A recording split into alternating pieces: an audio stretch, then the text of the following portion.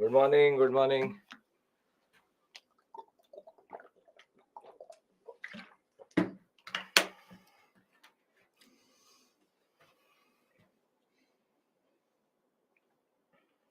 Well, we wait 2-3 minutes. Then we start.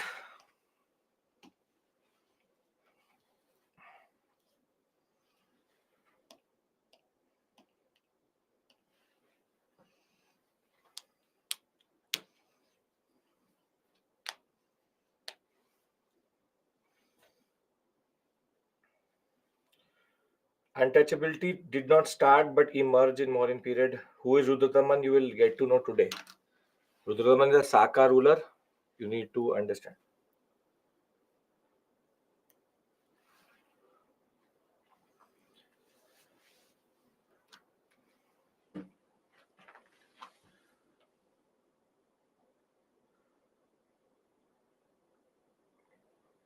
Ishan, after class today. That is when I get time.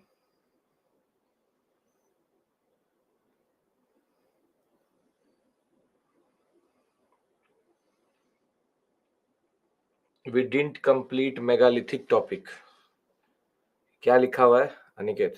What is written here?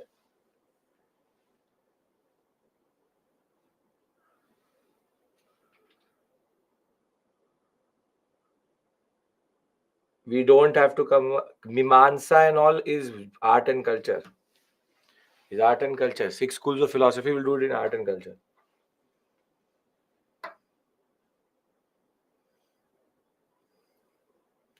Passive aggressive, and then the other one is called paternalistic.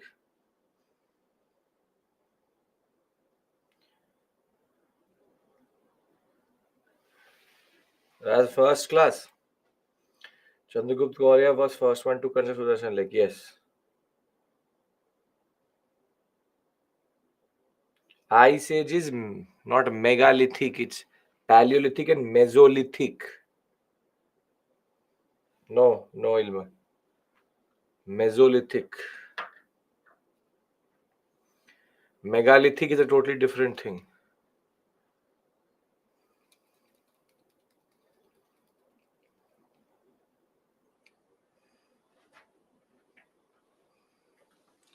Okay. So the agenda for today.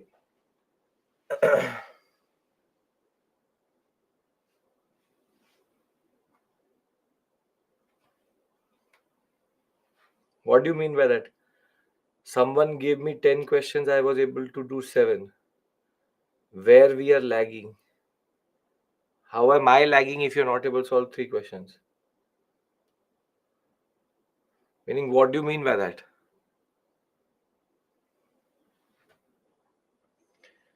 Again, Aniket, 5 minutes and you will know what it is. Okay. Now, today's agenda. So, when did I say that the whole of ancient is over? We're still in post Maurya. So, don't worry. 2 more classes we need for ancient. And then we go into medieval. Now, and it will never be that you will be able to solve all 100 questions in the examination. 25 questions will always be difficult. You will never be able to do that. So if you're getting 777 out of 10, that is already 70%. That is what is needed. Irrespective of what the questions were, I don't know. But the point is 7 and 8, you're getting out of 100, if you're getting 70, 75 questions, 80 questions correct, that is more than enough. So don't have to get 100 out of 100 like in school. Okay. So today's agenda is to do 2 things. See, I've been taking the North Indian timeline quite forward. And today we have to split the timeline, wherein we will go take now a Southern Indian perspective and bring these two together. Thereafter, we have to discuss what are called post-Mauryan dynasties, under which we have to discuss Shunga, Shaka, Indo-Greek, the Kushanas, the Satavahanas, and before that we have to discuss Sangam, and megalithic. This is the basic agenda for today. Again, quite a lot of political history, but interestingly connected to each other. We have to discuss Saka era. We will discuss Vikram era. This is the basic agenda. Now, for module number 5, you have the R.S. Sharma 3 chapters. You can or cannot ignore the megalithic section of chapter number 22. If you want, you can do it, but totally your call. But now what I have to do is first explain you something very important, which is the timeline. One part was not revealed to you. Now I'm going to do that. Ashoka captured power in South. That's why we read North with South India. No, that's not true. I have not revealed one aspect to you, and that I'm revealing now, because megalithic is not contemporary to Mauryas. It is contemporary to a period before that, the Vedic age. So, very simply, there can tell us a map with regards to ancient history. So, if question exam, firstly, there will be never a map in the examination for prelims examination ancient India. So, I don't know what you mean by that. That is the basic point you need to understand. There is no maps which are going to come in the examination except for optional history, first question, ancient India. So, I am giving you multiple maps. I'm not asking you to go and dwell in the map itself, but sometimes map can help. I'm giving you those maps. There's no one map for everything. Okay. Now, I need your attention now, because here the real complexity starts, which is maybe map will be useful in a glance in geography, but not in history. And whatever map is needed, I've already given it to you.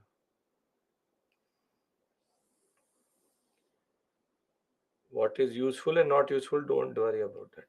Okay. Now pay attention here. There is a certain sequence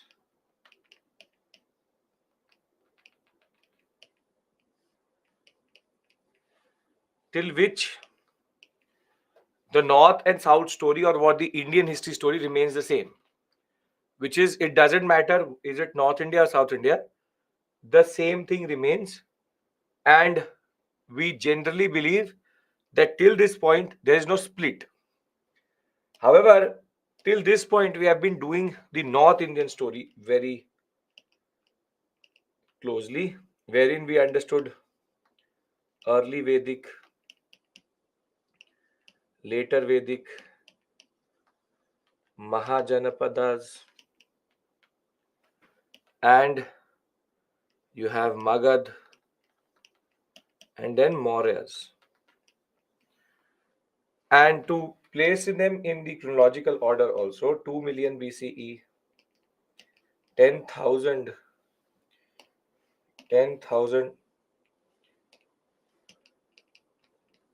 BCE,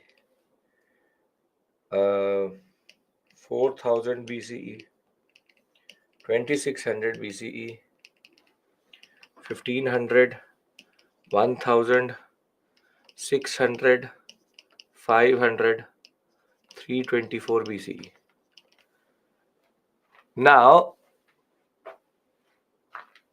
whilst this was the case, this was the timeline which you are following today, or following till today, we now have another whole set of periods or something related to South India, which we have to cover today, which is understanding what is called the megalithic phase.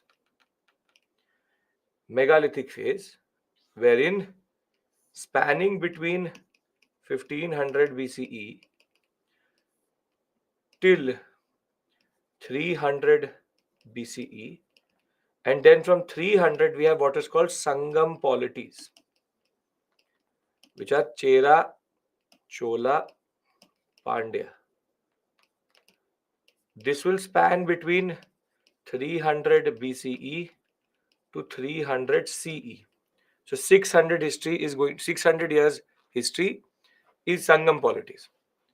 So the megalithic phase is basically in South India, something which is linked to, is contemporary to the Vedic, but goes on till the rise of the Mauryas. So whilst all of that is happening in North India, in South India something very interesting is happening. We don't have, we have the non-Harappan Chalcolithic cultures, but they are not very conclusively leading to civilizations. Rather, they lead to certain cultures which we call as megalithic because of their characteristics. And there's a very interesting peculiarity again in South India. Where is the Iron Age of North India placed? Where do we start to see iron from? Properly iron or early evidences of iron? This point forward, iron is available, wherein from the early Vedic period itself we have evidence of iron, and later Vedic period we have proper use of iron. And this is why megalithic is also the iron age of India, of South India. But there is a very interesting way in which the north and south have a little bit of diversion, wherein you have Paleolithic, Mesolithic, Neolithic, and Indus Valley civilization, and then you have early Vedic, later Vedic, Mahajanpada, Magad, and then Mauryas. On the other hand, we have megalithic phase as a one major chunk of history in South India, and then Sangam polities separately. Iron used was not mostly used in early Vedic. We believe they had understanding of that. So we believe that they have still iron as an understanding. They knew how to smelt iron. They did not use it. That is their own call. So what I want to do now is that I want to bring both the stories together, because we are lagging in one of the stories, which is the South Indian story, which is 324 to 184. That we will discuss. So can I now discuss the South Indian story, bring both stories together, and thereafter we can move forward vis-a-vis taking the story to the post-modern period, which is even more important in how there are multiple other polities which will develop in the Indian subcontinent.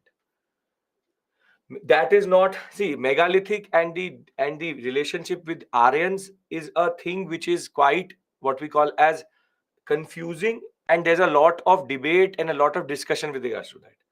You don't have to go into that much depth, not even in optional you have to go into that much depth, but we believe that megalithic phase Aryans did migrate into the South Indian sector also. So it's not that there is only that they stopped at North India and didn't go to South India. If Ashmaka and Avanti can exist till the Deccan sector, there is a interaction which is happening with the southern sector also. So, and we, for us, all are the Aryan population. We will not create a distinction vis-a-vis certain people asking or talking about that in a very negative sense.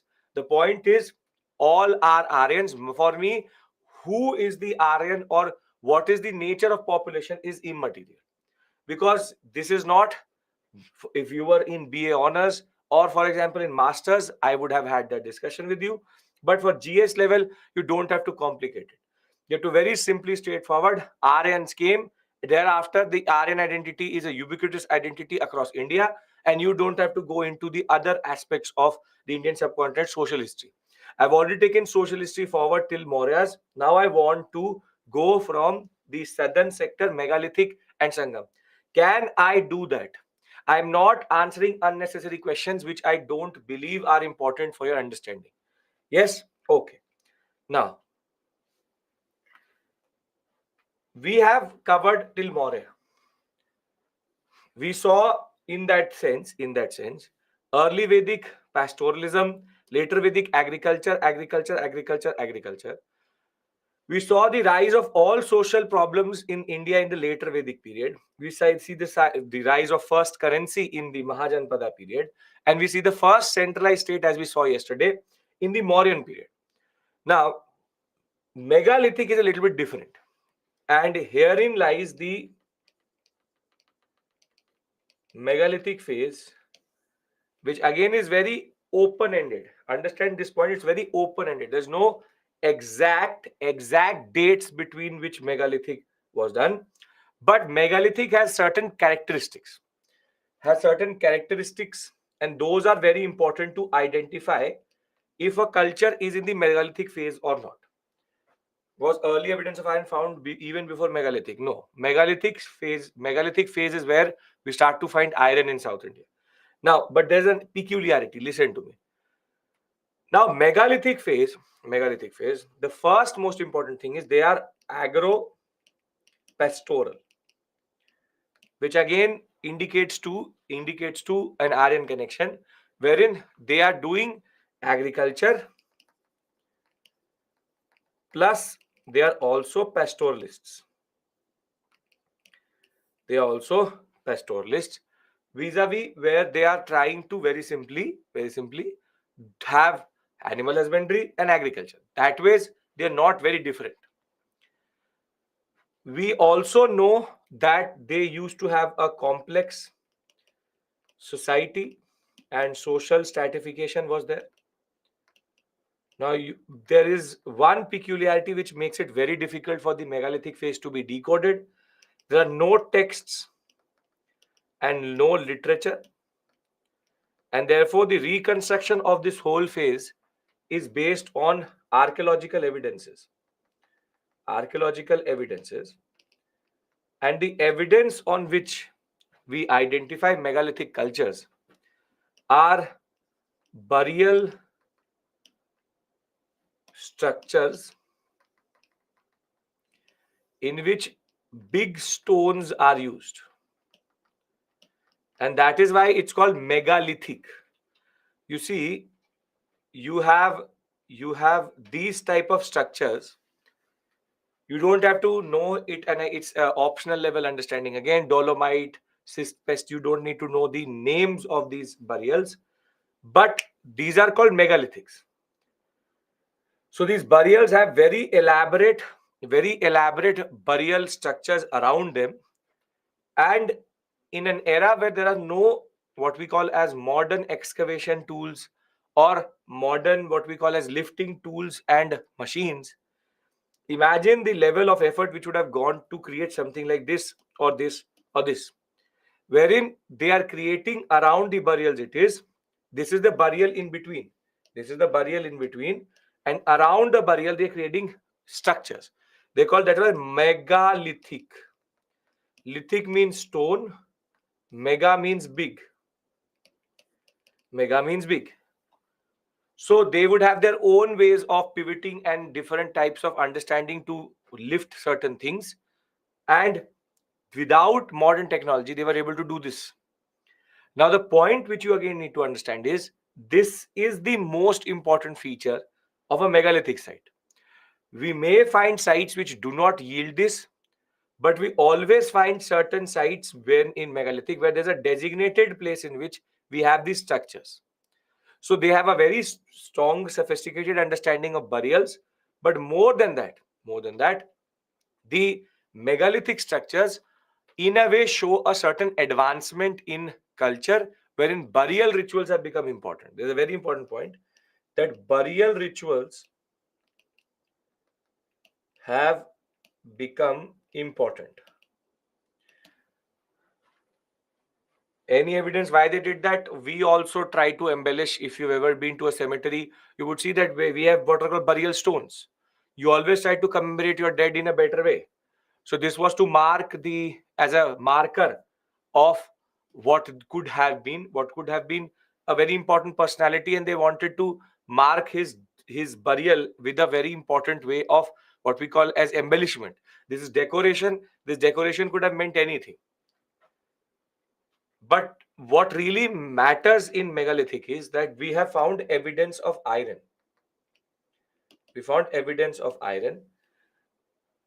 However, skull skeleton were not found. From there, they find, if it's a burial, you will find skeletons. That is why it's a burial. Megalithic in south after IVC, in a way. IVC may have overlapped with certain megalithic sites, but yes, there's a clear distinction between them. As I said, megalithic phase, there's no clarity over exact timing, but we believe that they were exactly or more or less parallel. Pay attention to this, parallel to the Vedic age. So again, you're coming from this 10-minute delay. I don't know why. I've already told you that early Vedic period, there is a contemporary in South India, which is megalithic phase. So, so what we see is that they have no trade, they have no currency. As of right now, we not find anything. We have no evidence of economy, proper economy. It's an agro-pastoral. It's like early Vedic period itself.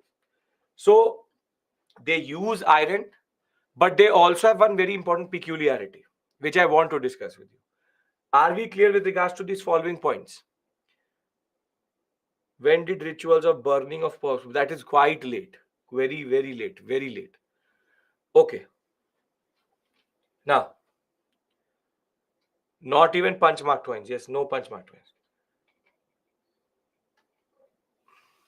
Megalithic frequently connected with iron technology in peninsular India.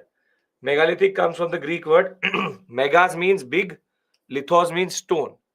Linked to burial practices, build monuments that have one thing in common: large and roughly dressed slabs of stone. They occur in the far south, in Deccan Plateau, in the Vindhya region, Aravalli region. So you'll find megalithic sites all across that whole sector. Thereafter, we have seen that they're agro-pastoral, which is agriculture with pastoralism. Hunting activity is also there. And we found iron, gold, silver, copper, bronze. Basically, they knew all metals, but iron was known for sure. Now comes the most important peculiarity. The most important peculiarity of megalithic is a very interesting point. So we have no trade, no currency. Obviously, we have no idea about the state. It could have been an early, what we call as, we can say, early state formation. But again, that is a question which we don't know about. Early state formation, again, nature not known. And obviously, if it's early, there will be no taxation also.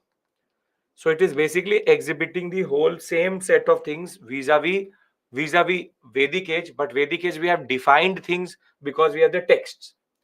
So very simply, megalithic, you are agro-pastoral, burial, iron, no trade, no currency, only archaeological evidences, which are big stone slabs-based burials. State is early state formation, complex society, social stratification is there because its agriculture is there, and there's no text and no literature. If we understand these points, I want to move to the most important peculiarity of megalithic phases. Okay. Where can we find these burials? I told you, Deccan, Peninsular India, Vindhya, in even certain Aravalli sectors, but in deep south you'll find it. Why do you find so much different in north and south? Because megalithic independently develops, and the what we call as Vedic civilization cannot go south. To Mahajanpadas don't have the capacity to go to the deep south. So there is a separate culture which is developing in the south, parallel to the Vedic age. So why so is basically of the aspect of how there's a time gap, and more than that, there would be a physicality to reaching South India, which they haven't done that. No taxation. That's it. No texts, no literature, no taxation. It says tax, not taxes. No trade, no currency. There are mix of early and later. Sure, you can call that. Now, one very important thing which megalithic cultures break as a notion is a very, very, very important thing is, see, in North India, can there be iron without copper? Can there be iron without copper? No. In North India, you have IVC and then Vedic. So copper, then iron. And also, can there be a situation in which from stone to iron there has been. That straight away from stone, you go to iron. You have no evidence of that. In North India, there was no evidence of the fact that it's a gradation. In North, it was first stone, then copper, then iron, which is from Neolithic to Chalcolithic to what we call as iron.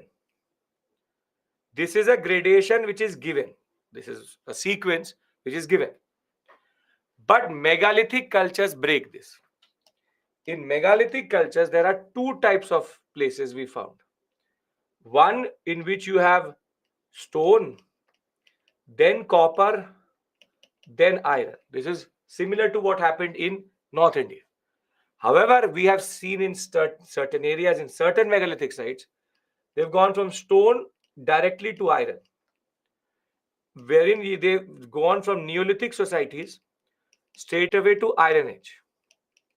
Can anybody tell me why would that be the case? Why would they skip copper, or what is the reason why copper would not be something which they would categorically go for? What is the reason for that? Yes. The reason is that they are based on iron belts. They don't have access to copper. So if you look at the megalithic sites, they are basically based on the peninsular sector, which is the most heavy deposits of iron ore. So the geographical location does not give them access to copper. Copper is more towards Khetri mines. And Khetri mines, North India, you will find most of the copper. But in the Gondwan, what is called the, if you see the sector in which they operate, this sector, this is the sector in which they operate, you will see that this is the main iron ore belt of India. The other iron ore belt is here, from which Magad will emerge, which is very, very important.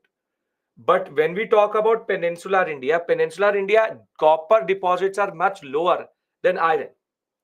So rather than actually waiting for copper to develop from Neolithic societies, they straight away went to Iron Age because they had iron in front of them and they experimented more and were able to smelt iron more quickly. Copper as a resource is extremely, extremely rare.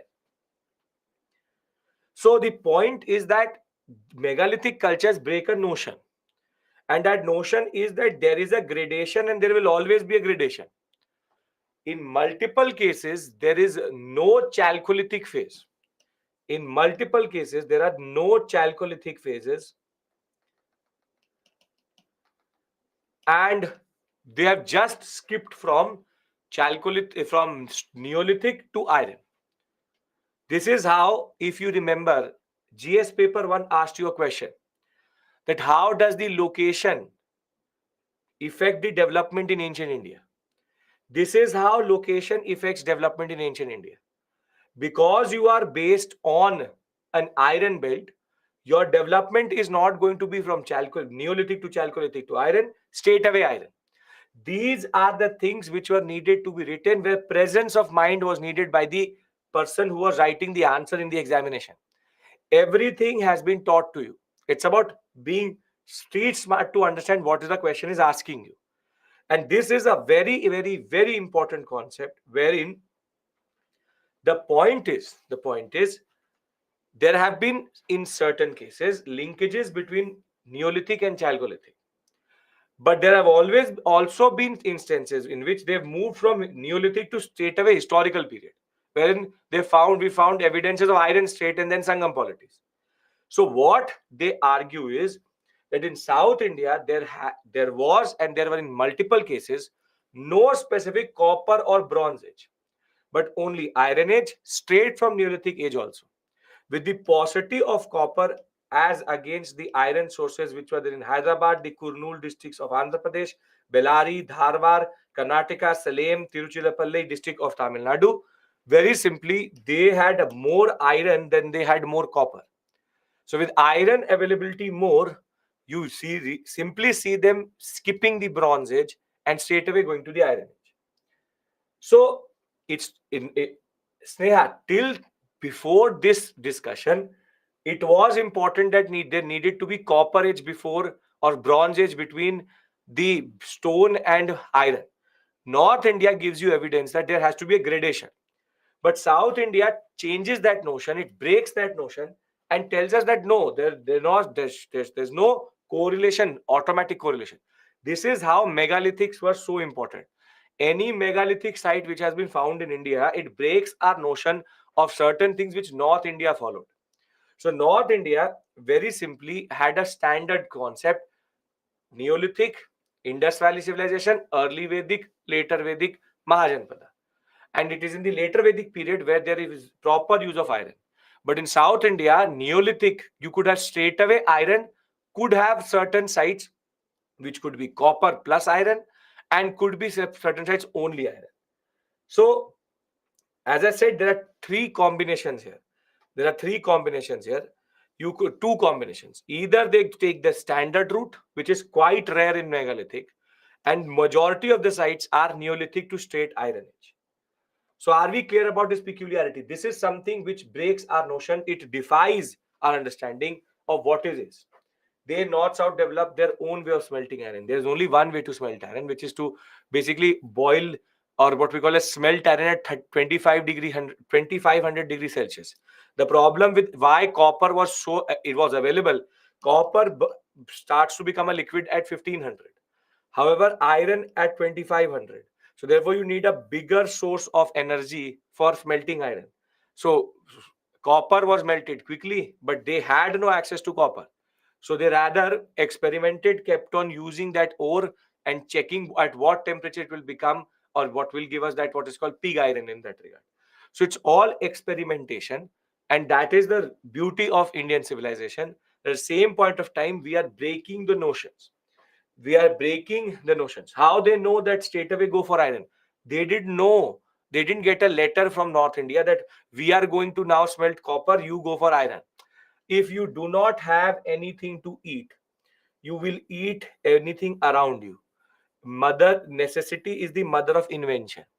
If you don't have copper, why would you want to go for copper? They will obviously not say, no, no, North is doing copper, so we will take copper and then we will go for iron. This tells you one thing, which is very important for UPSC. There is no set way of doing something. There will always be people who can skip things. There will always be people who can reach the same place without doing something. So every student is different. So every civilization is different. North India needed a gradation: stone, copper, iron. South India did not need that, wherein they straight away went to iron because they had access to that in that regard. So very simply, megalithic, 3-4 important sites as marked in the NCERT. You have Adi Challur and Brahmagiri, two very important sites, having been marked by the by the NCERT in the map is important for you, thereby completing this map. And you can realize from Paleolithic, Neolithic, Megalithic, and modern cities a separate issue altogether. These are in a way also sometimes contemporary to each other. This is why megalithic has no set plan, because we don't have the text talking about it. We don't know their language. We have no idea about that. So I have now completed this part of our story, which is I have brought you till the period in which now I have to discuss Sangam with you. Can I discuss Sangam? Are we clear about megalithics? Haven't any evidence with regards to degradation in South find? Again, Rahul, write your questions in the right way. You write half statements. I need more information to answer that question. They don't know the technology, but how they will manufacture copper iron. Again, they don't know technology, but how they will manufacture copper and iron. Who said that? What technology are you referring to? What the both? If you've ever, smelting iron is not happening in blast furnace. They take the stone, they put it into the heat, and after a point, copper starts to melt out of it and iron starts to melt out of it. They will realize after a point that once the fire is gone, there was something hard which is left. It was copper previously, it is iron here. So we don't have to go into the mechanics of how they developed this melting technology, but that is a point you need to understand generally. Significance of this in today's era. Why again this type of question? I don't know. What is the significance of this in today's era? You tell me. That megalithic phase was important in South India's development. I am not getting, why do you bring in these polity type questions into history? I don't get it. Polity, this economics, and this current affairs type questions. You are what you are because of this. That is the significance. You are what you are is because of this story. Whatever you are today is because of this story. This is your significance that way. So please keep, there's a division in, there's a way you study each subject. There's no question in which they will ask you, what is the relevance of Mahajanpada societies today? That is not the type of question which will be asked in history, because history works in chronology. Chronological order is important. And randomly, nobody is going to say, okay, tell me how Neolithic societies helped us develop today. So everything what you are today is because of Neolithic societies. You want to see this? Trade may be happening, but no evidence has been found. Again, Deepika, there could be, see, try to understand one thing. There could have been a language which they spoke. There could have been texts. They have not survived. So please understand this point, that there could be that they had this, but we don't have evidence of it. I'm not, after a point, maybe they will yield something. Till this point, we don't know what language they spoke. Maybe they have a language which was basically early Sanskrit or had something related to Sanskrit, and we don't have that connection. Understand one thing, when you are based on archaeological sources, you are very limited to it. That is one point you need to understand. You have limitations because archaeological sources give you a lot of things which don't really are very conclusive in that way. It's a historian sitting there understanding and trying to link the dots in that sense. Haven't any evidence of copper bronze found in megalithic. Again, yeah, did I say that they have found no copper? In certain areas we have found copper, in certain areas we haven't. So listen to what I'm saying. This is what I said yesterday also, that either you are distracting and doing something in the side, and then I say something and then you ask me the same thing again, which only wastes the time of the students who are listening to me actually very closely. So are we clear with regards to this? This much time is not needed for megalithic. This much time is not needed for megalithic. Megalithic, as I told you, this mind map gives you all the basic characteristics, which are basically a mixture of Vedic and not and earlier later Vedic, and they have a peculiarity. Can I go to Sangam polities and can we move on? In this story, I have completed megalithic, and now you know the story of megalithic. Can we move on? Yes? Okay. See, this is the problem. Don't try to complicate your own journey, because I am trying to simplify it, you are trying to complicate it. So we are working in other directions. That should not be the way.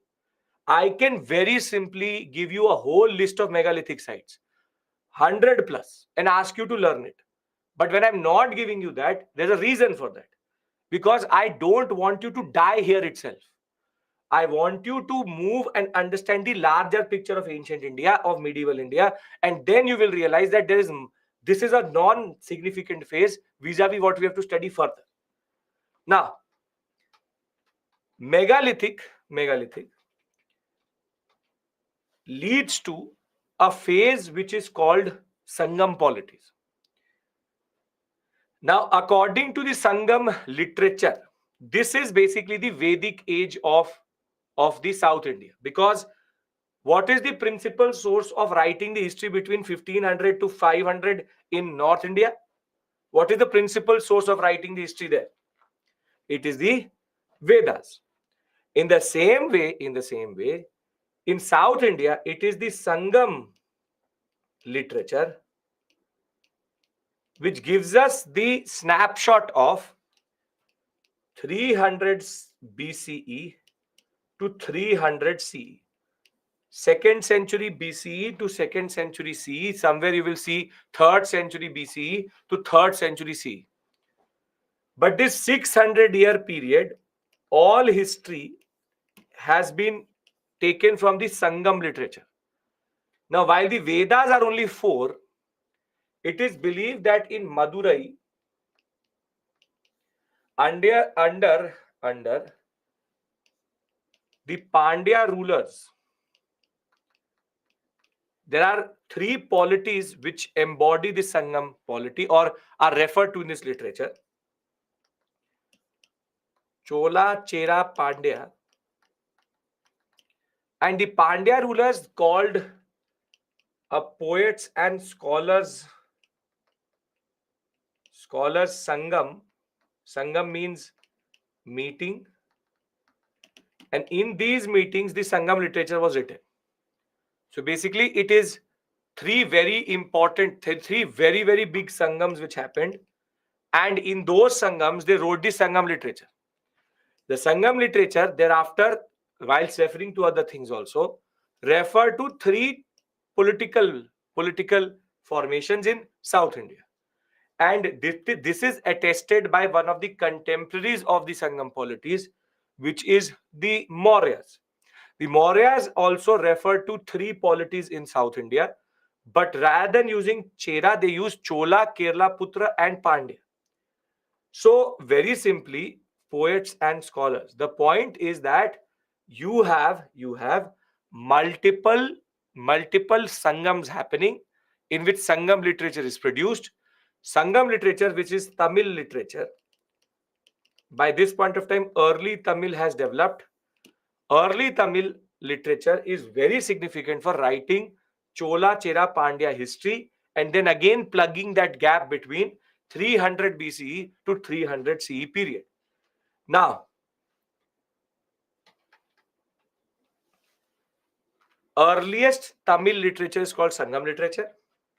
It was standardized by an academy of scholars and poets maintained by the Pandya rulers at Madurai.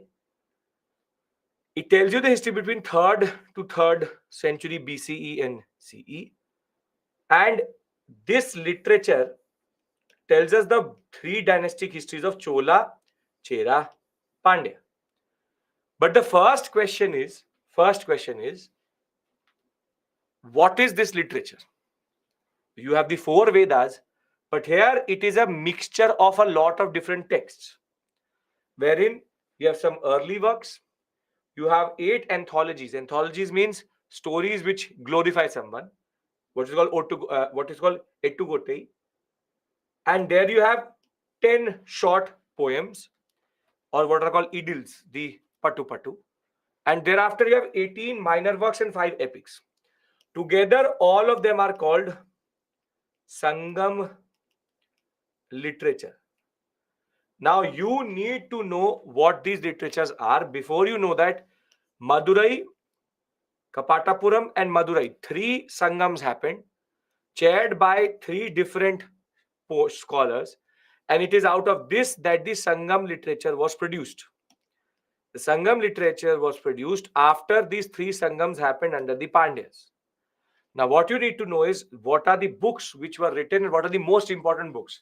This has come in the examination from time to time because the terms and the terminologies are peculiar and are very significant. They have been sprinkled around to basically trouble the students. So you need to know the texts which together are called the Sangam literature, and Sangam means meeting. Yes. Now, the first most important text which is called the Sangam literature is called the Tolkapiyam. And I mind my pronunciation, obviously. Tolkapiyam is a text which deals with the earliest grammar.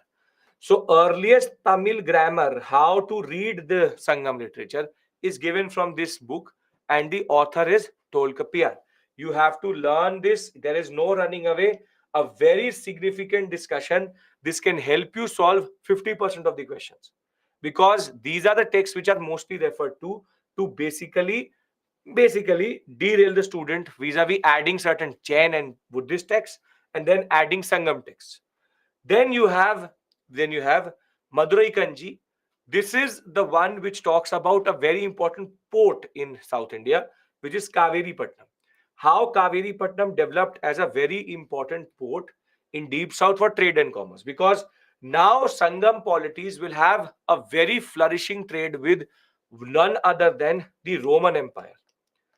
The Roman Empire, which existed in the European sector, the Romans knew how to come to India via maritime route, and they knew how to come via ships, and they always used to land in this political setup. Just to show you what political setup we're talking about, you have the Tamil Nadu sector with the Cholas, you have Pandyas, which are controlling this sector, and you have the Cheras which are controlling modern day Kerala, and they have their own very important ports, and that way this is very important. You have Kaveri Patnam and Urayur are two very important ports of the Cholas, and a city which is Urayur.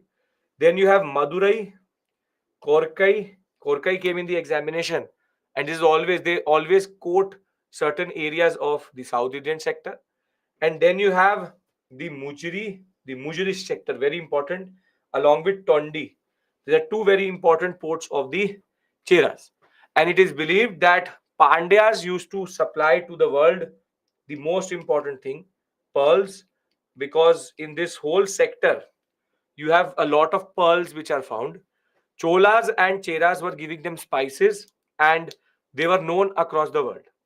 So the area which we are talking about is now considered one. This period is also considered very, very prosperous, and the presence of Roman coins actually tells us that the Sangam polities were actually connected quite properly with the Roman Empire, and that is why the story of these cities become very, very important. Thereafter, we have the text called Murugarappu Parpadai, which is basically a praise of the god Muruga, which is a powerful god in Deep South at this point of time. Then you have Palamoli or Palamoli, which is day-to-day rituals of Brahmins. Now, this is a very, very important text. What does Palamoli indicate to us? What does Palamoli indicate to us? Think with your analytical mind. Palamoli is talking about day-to-day rituals of Brahmins. It would be indicative of what coming to South India. Very good. This would indicate Varna system and Vedic Brahmanistic practices, early Hinduism now percolating into the Indian subcontinent in the deep south. This is a very important text because it refers to and gives us the evidence of multiple things which we did not know existed or not. Whilst megalithic give us no evidence of religion, this is evidence of Vedic Brahmanistic practices in South India. Vedic Brahmanism was now percolating into the southern sector, and now the Brahmin, Kshatriya, Vaishya, Shudra, the caste distinct, the what was called the Varna distinctions, are now being referred to in that regard in Sangam polities. And this is a very, very significant understanding. But the text, which is even referred to multiple times in our budget session, and the finance minister loves to quote this text, it is called the Thirukural by Thiruvalur. This is the book on ethics. It's an ethics, moral, and values book, and sometimes also called the Bible of Sangam literature. Basically, it is a text which gives you a lot of proverbs, and it gives you a story of how one should conduct oneself. This text is very, very important because, again, it is quoted every budget. If you've ever seen the raw copy, if you've ever seen the raw copy of the budget, every budget chapter starts with a quote from this book itself. So this is a very, very, very important text, which is there is a hard copy also. Red tablet is used, but yes, there are hard copies also which are circulated to everybody. But that's a separate issue altogether. Your issue is different altogether. Can you tablet use karte hain, छुएंगे कैसे? नहीं, that's not the point. Every chapter of the budget in the tablet also, Indian budget, you will have a quote. You can go back to any budget this year, last year. Every chapter will start with the concept of this quoted text, which basically embodies the morality of that concept. That what were they trying to do it? This is also gifted to a country. Yes, international relations related to the Peru Prime Minister. Yes, the point is very simply, this is a very valuable text because it talks about ethics. It talks about society in a way. It talks about morality. It's a very important window into something which we don't know and which we don't understand. Thereafter, we have the last three, which is the three epics which are very important, which is Shilapatikaram, which is a story of Karikal Chola and how grandson of Karikal Chola and how the Patani cult started in South India. Thereafter, you have the Mani Mangalai. This is the story of how Buddhism spread to deep south, and you have Shivaga Siddhamani, which is a story of Jainism coming to deep south. So you see, Vedic Brahmanism came to south, and now running behind it, Buddhism and Jainism are also now starting to come through to in the southern sector. So there's a chase. There's a chase wherein once Vedic Brahmanism percolates, now Buddhism and Jainism also want to enter into deep south. And this is why these texts are so important, because they tell us something which would have never got to know itself. That competition of North India has now come to South India also. But in South, it has a little bit more resistance, which Buddhism and Jainism sees. We'll talk about that when we'll talk about the society in the later Vedic, what we call the later post-Mauryan period. That's a separate issue altogether. But Ajivikism, we have no evidence. The simple point is, can you remember these texts for the examination? Very rewarding that way. Very, very rewarding. You will get at least half of the questions of literature out of this. You will be never ever actually get confused. How do you learn it? As I've always said, just try to learn one of them each day. For some of you, it may be easier if you're from that region. If you're from Tamil Nadu, if you have understanding of Tamil, it would be very easy for you. But then you have a disadvantage in terms which are from North India. So there's always a balance which is there for students coming from their own region. That is a standard thing which happens. Sometimes these terms are totally new to you. Sometimes they are more closer to you. So, for example, a person would not understand Sita Daksha, but he would understand, for example, what is called Madurai Kanji. That is an advantage and disadvantage which everybody has from which area they're coming from or which part of India you are. So, if you are struggling with those texts, just try to learn them straightforward. Mudrakshara, Vishaka Datta. And here, you just try to, yes, the author name and the book. This is very, very important. If this is clear, I want to go into the political history and discuss about the Chola Chera Pandya. Can I discuss that? I hope everybody is following me. I'm trying to come to a certain point. I took the North Indian story very forward, which is still Mauryas. Now I'm trying to bring the South Indian story till the same point and then discuss post-Maurya. So now, what have we discussed till this point? We've discussed the concept of megalithic, and we've discussed the concept of Sangam age. Now, what do these texts actually refer to? What do these texts actually refer to? They refer to the stories of three: the political history of the Cholas, the Cheras, and the Pandyas. Now, one thing very clear, when we will do art and culture, we'll again refer to Sangam age vis-a-vis certain things related to the society, because there it makes more sense to understand the whole concept of Tinai and the landscapes. Because what the Sangam age does is, it talks about Tinai. Tinai are landscapes, basically desert, the concept of forest, the concept of pastures, and they link Tinai with emotions. They link Tinai with emotions. So every landscape has an emotion attached to it.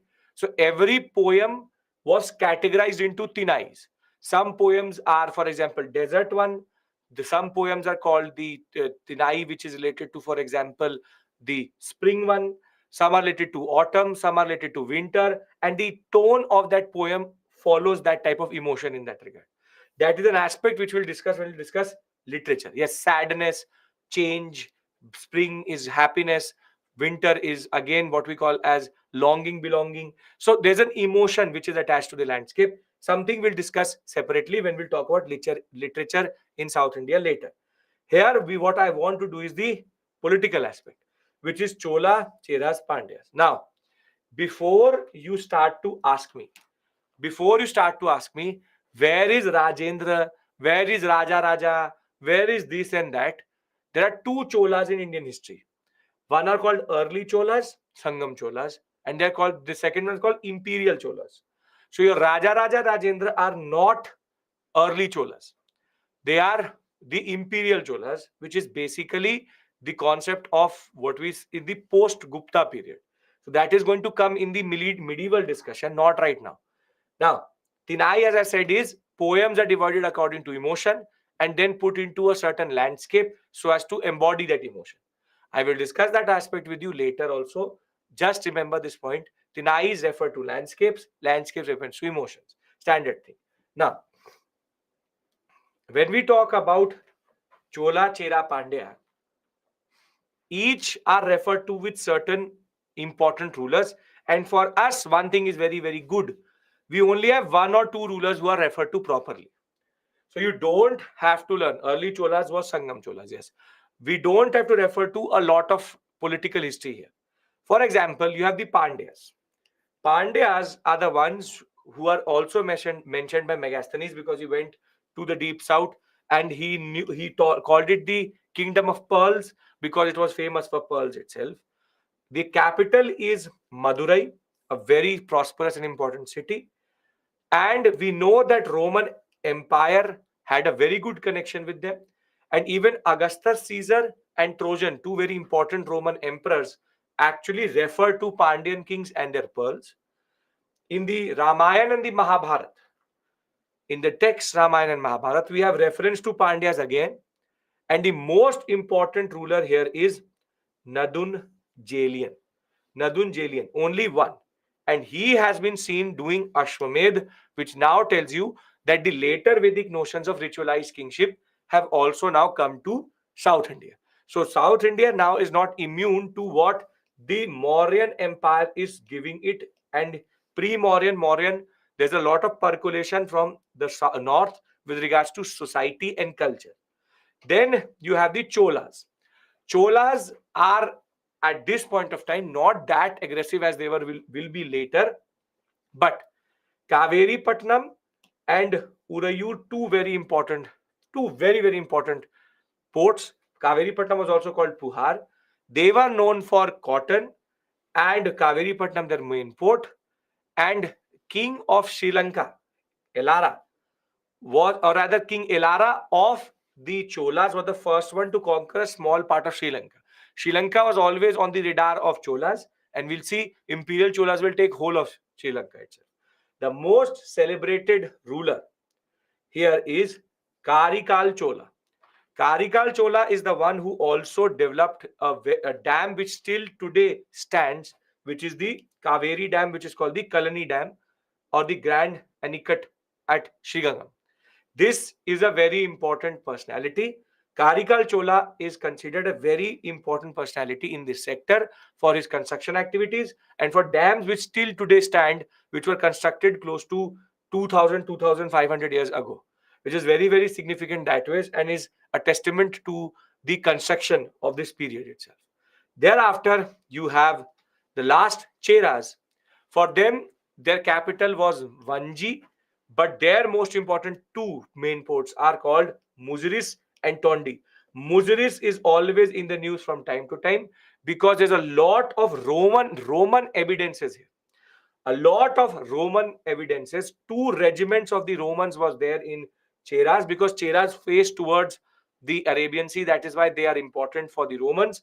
And even there's a temple of Augustus Caesar at Muziris. Basically, the Romans saw that they were actually worshipping gods, and for Romans, Augustus Caesar was a god-like personality. So they built a temple in the name of Augustus Caesar, which still today stands. Here, the most important ruler, their early rulers, which is Udayan Geral, is referred to have even in the Mahabharat, wherein Mahabharat he would have fed the armies in the Kurukshetra war itself. But their greatest ruler is Senguvatan or Red Chera. He is the one who started the Patni cult or goddess Patni cult in South India. Now here you don't have to get caught up in too much. Only certain terms and certain names have to be referred to. I will revise that with you before I go into another important discussion.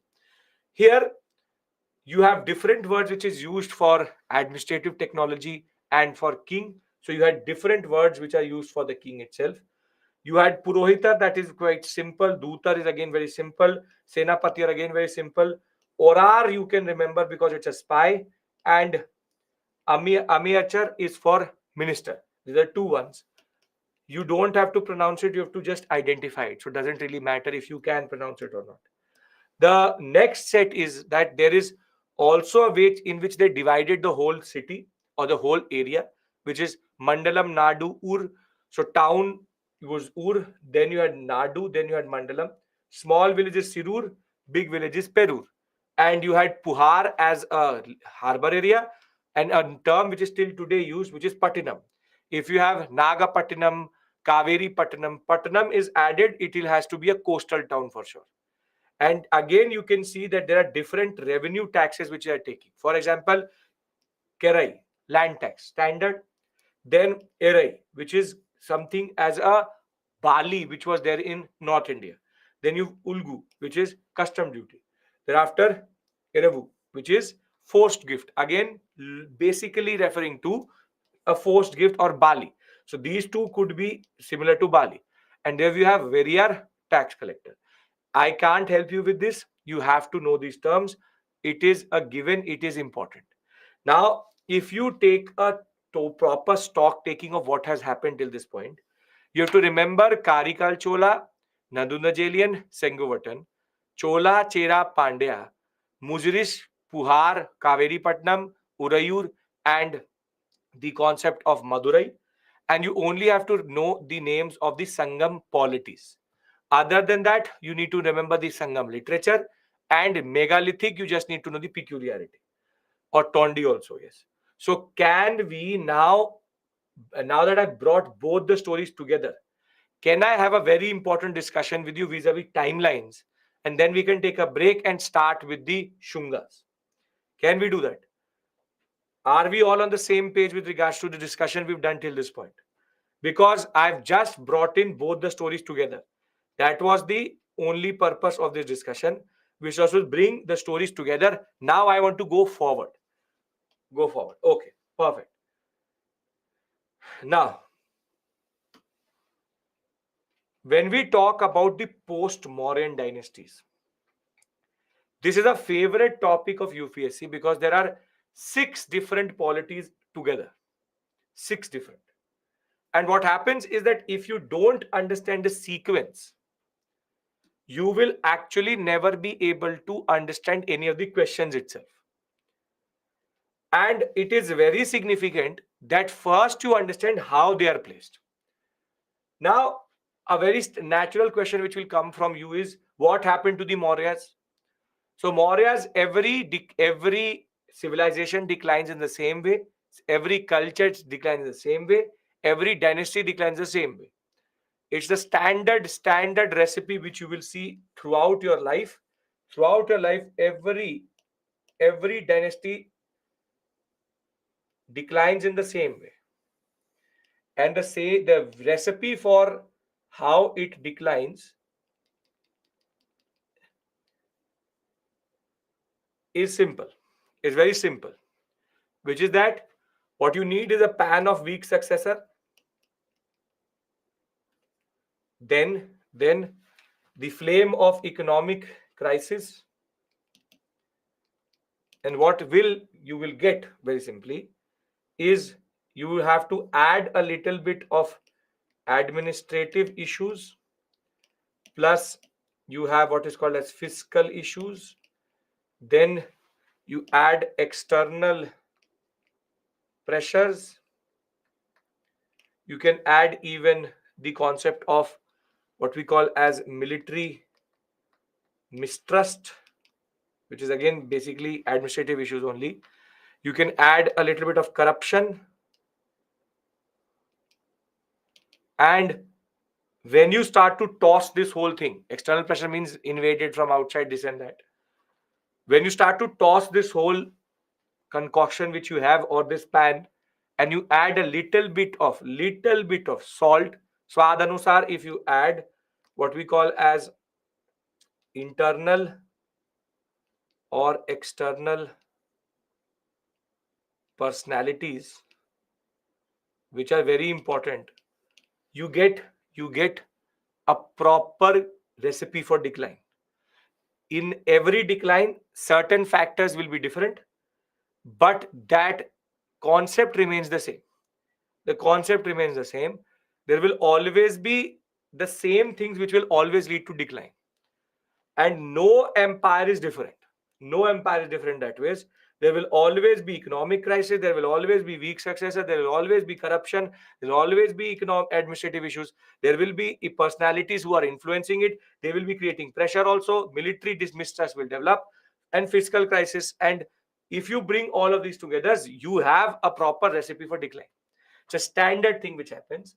And no dynasty, that is why if you've seen, I will not teach, and in a way, I don't teach decline of any dynasty, because it's the same old story. If you make all of this together, you will get decline for the Mauryas, the Guptas, any dynasty, you will have the same concept.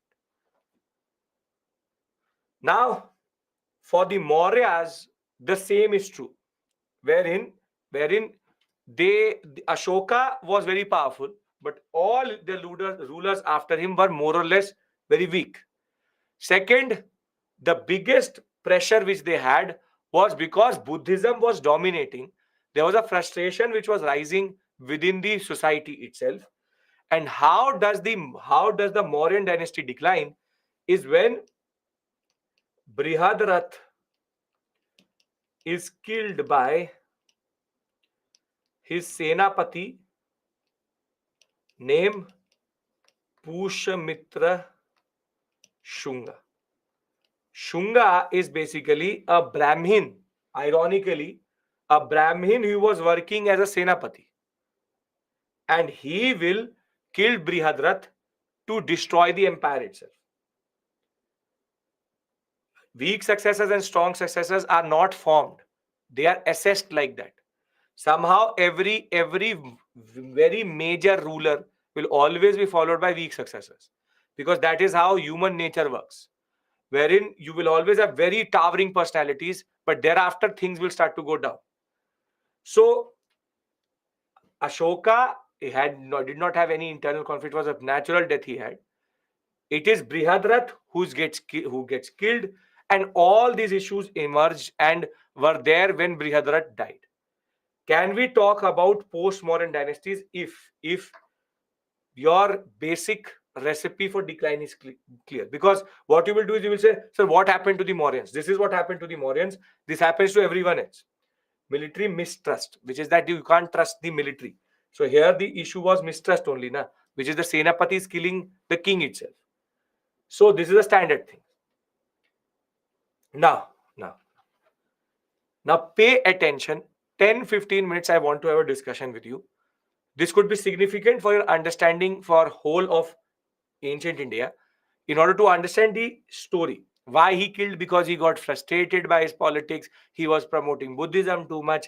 He was not able to manage economic crisis. He was not giving salaries to the soldiers. Rashika, standard. Everywhere it's the same story. Har ghar, every house is the same. Every empire is the same when it comes to decline. Okay. Now, the period between now pay attention. North India, South India. The period between 300 BCE to 184 BCE, in North India you have the Mauryas. In South India you would have whom in between this period? 300 BCE to 184.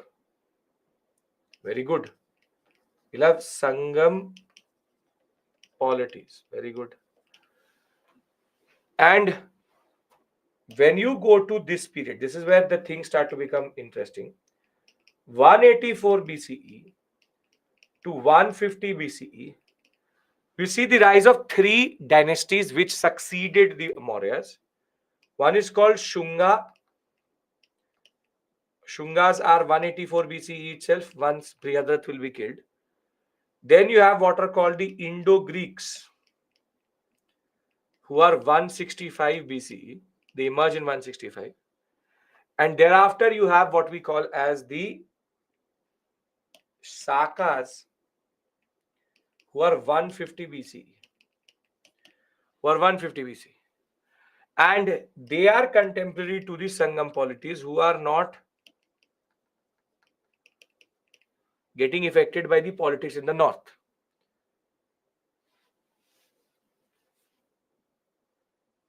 Yeah, Chandragupta was killed by Dhanananda. Yeah, Dhanananda. Yeah, same way. In a way, it's the same type of concept. Yes, yes. That Chandragupta killed Dhanananda. Priyadrat was killed by Shunga. Now, in the period between 150 BCE to, for example, 10 CE, in north, in north, the story remains the same, which is Shunga, Indo-Greeks, and Sakas. And here something important emerges, which is Satavahanas, 100 BCE. And you have Sangam. And in the very significant phase between 10 CE to 300 CE, you have Kushanas, who emerge in 75 CE. 75, 30, yeah, 75. Sometimes we refer to them in 30 also. Let me see what I've given. 30. 30. It can be 30 also. 75 is the proper year. 30 CE. And you have these Satavahanas and the Sangam polities. This is basically a very important sequence which you need to know. Wherein, what is the basic sequence? Maurya, Shunga, Indo-Greeks, Sakas, Kusanas, and if I add the southern polities also, then Satavahanas and the Kushanas. The Kushanas. Sangam exists throughout all of them, which is 300 to 300. They are 165, 184,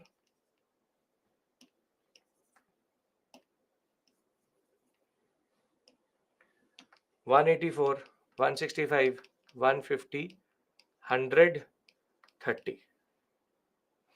Indo-Greek Scythians are Sakas. Scytho-Parthians are called Sakas. We'll come to that. Again, going forward, I'm asking you to stop this very bad habit. I will tell you everything. Scytho-Parthians are Sakas, not Indo-Greeks. So, yes, they are contemporary to each other. The Shungas, Indo-Greeks, and the Sakas are contemporary. And in a way, all of them are contemporary in this period. In this period, they all are contemporaries. Shungas, Indo-Greeks, Sakas, Satavahanas, and the Sangam polities. Now, one thing should be very clear. This is a simplified version of their timelines because they all start to also decline as some of them are rising. But that complication I don't want to add, so as to make sure that you understand it in the right way possible. So if you can understand this sequence, half of the story, half of the questions you can understand automatically. So I'm always going to take the year of starting, or the year of starting, not the end, because If you try to do that, it will become very complicated to put them in on a timeline itself. So if you can remember this timeline, most of the questions can be managed by knowing it itself. Kushanas are 30, Satavahanas are 100. Again, Vechri, something, this is a very dangerous thing. 100 BC, 30 C, which will come first?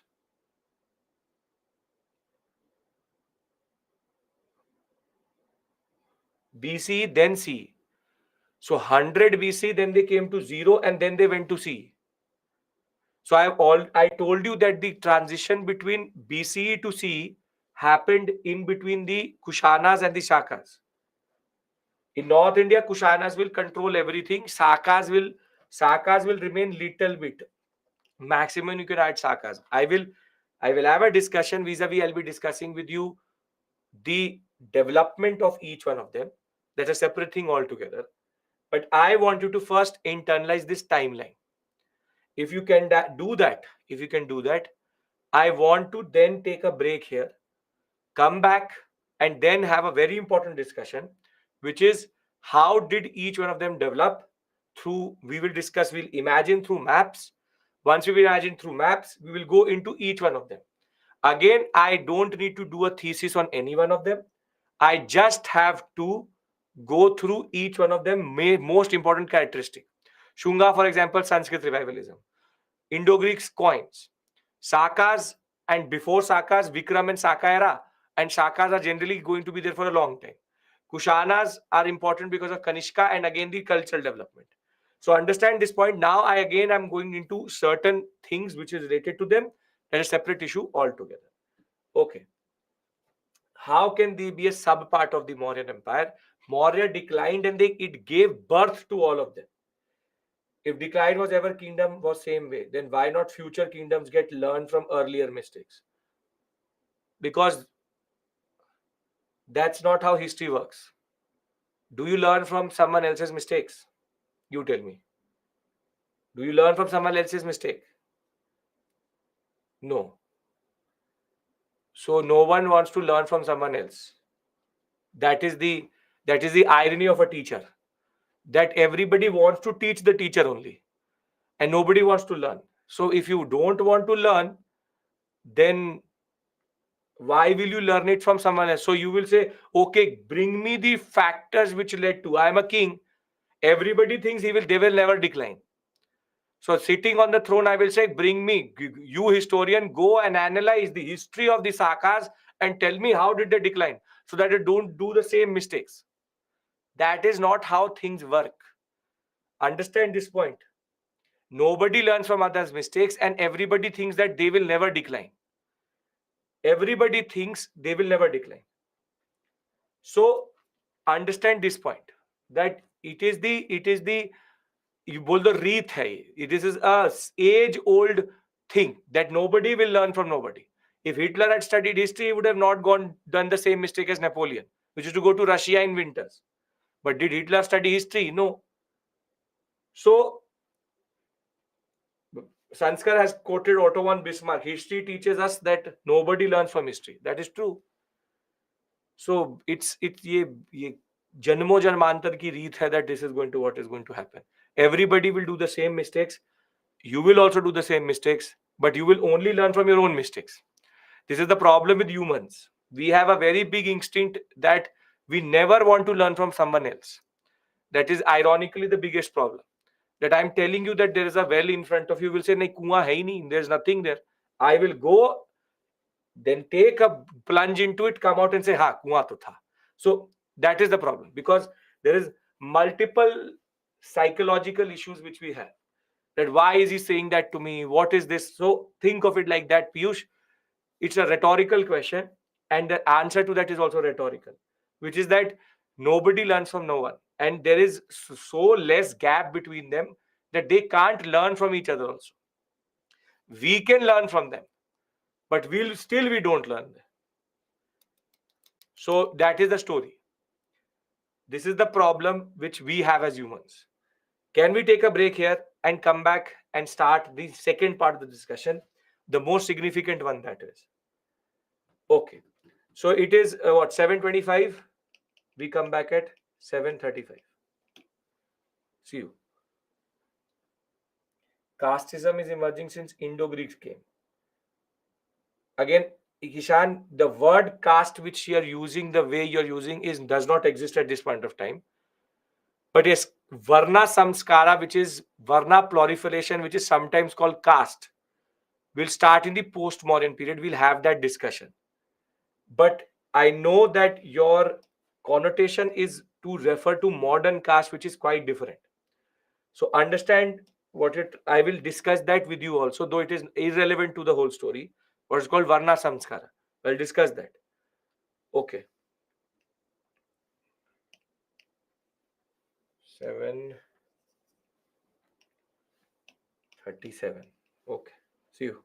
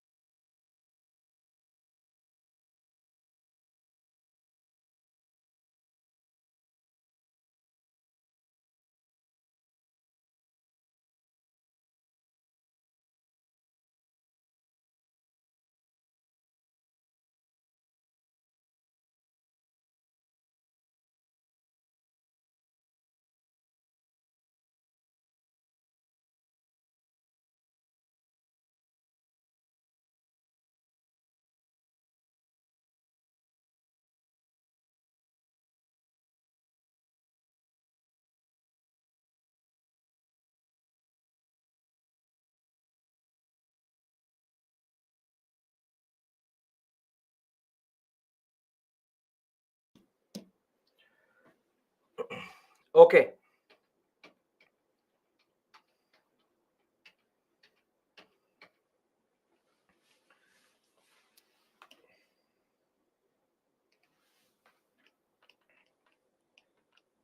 The development of these dynasties. We understand it in this way that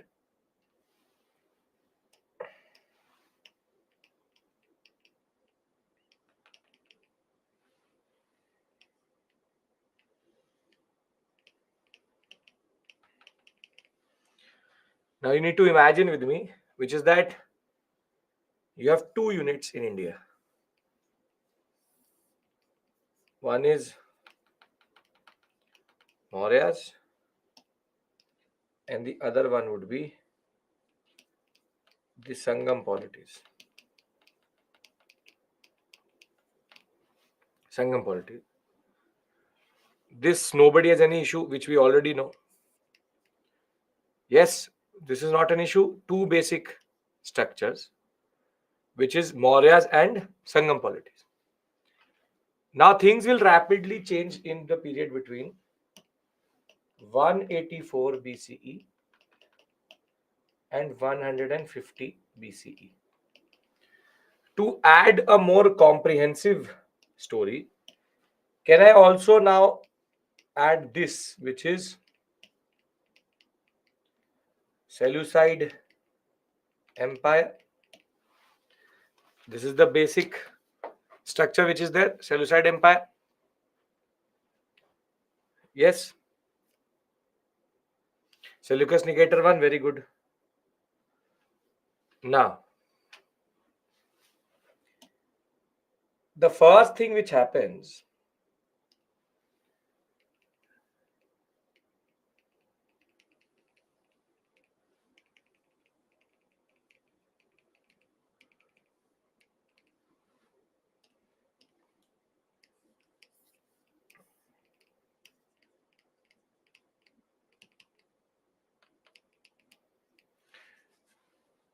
is that there are changes in both parts of the main polities, which used to be the Mauryans and the Seleucid Empire. Now, what happens is that Pushyamitra Shunga destroys the power from within.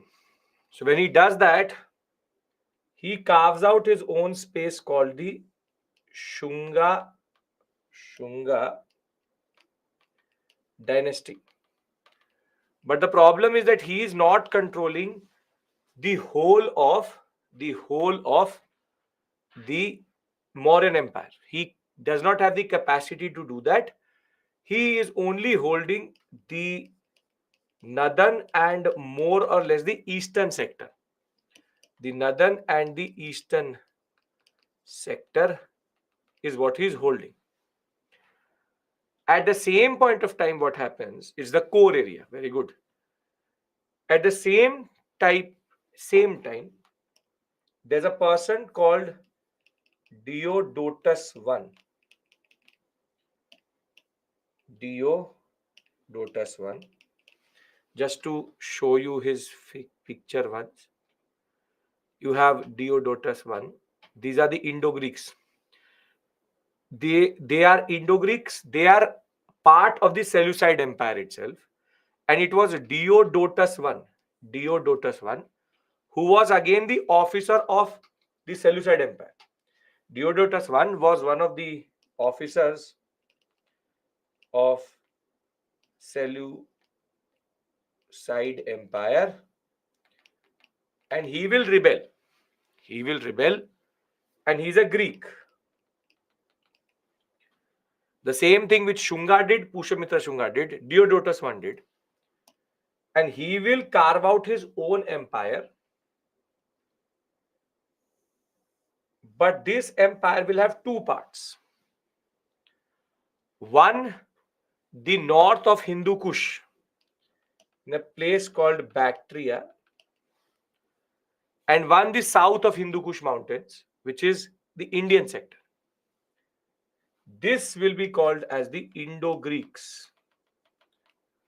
They are called Indo-Greeks because half of their empire is in India, half of their empire is in the Bactrian sector, and they are Greeks. Indo-Greeks, and sometimes also referred to as Indo-Bactrians. To just show you the exact location of Bactria, Bactria is here. Bactria is here. So what is happening? So what is happening is that one part of the empire is towards Bactria, the other part is towards North India. Towards North India. So he has presence in both sides. In both sides. But the most interesting thing which is going to happen is going to be in what we call as Central Asia. Can we talk about Central Asia? Are we clear about Shungas and the Indo-Greeks? Why are they called the Indo-Bactrians? Why are they called the Indo-Greeks? Basically, Seleucid Empire is succeeded by the Indo-Greeks, and Shunga dynasty succeeds the Mauryans. Now in Central Asia, Diodotus I is, there is the Chinese who are sitting here, the Chinese Empire, under a person called Huang. They are expanding. They are expanding. And there are two tribes which are sitting here. There are two tribes which are sitting here. One is called the Yuchi tribe. It's called the Yuchi tribe. I'll write it in a different color so that it's more clear. One is called Yuchi tribe. And the other ones are called the Scythians. The Scythians. Now the Chinese will expand towards the Yuchi, which is that the Chinese are moving westward. And whilst they will do that, the Yuchi will push the Scythians. But can the Scythians go directly south to where they are? Can they go directly south to where they are? No, because what is the problem there? Who is sitting there? It is the Indo-Greeks. So they have no other option. They have no other option but to go south of Hindu Kush and enter into India whilst being tucked in the Indo-Greeks. And the Scythians, when they come to India, they together have four dynasties, four families, but they're called the Sakas. They're called the Sakas. Sakas basically are called Scythian Parthenon or Scytho-Parthenon tribe, or we use the word Sakas for them. Now, why are they called Scytho-Parthenon? Because when they entered into the Indian subcontinent, they came through Parthenon and they started to interact with the population of the Parthenon sector. So when they came, they were called the Scytho-Parthenons or the Sakas. The Sakas. So basically, from this three very simple, straightforward polities, within the period of 184, 165, and 150 BCE, you can see that North India has now got fragmented into three different polities, which do not control all of the Mauryan Empire, but the erstwhile part of it. And remember the Yuchi. Remember the Yuchi because the Yuchi will emerge very soon. The Yuchi will emerge very soon.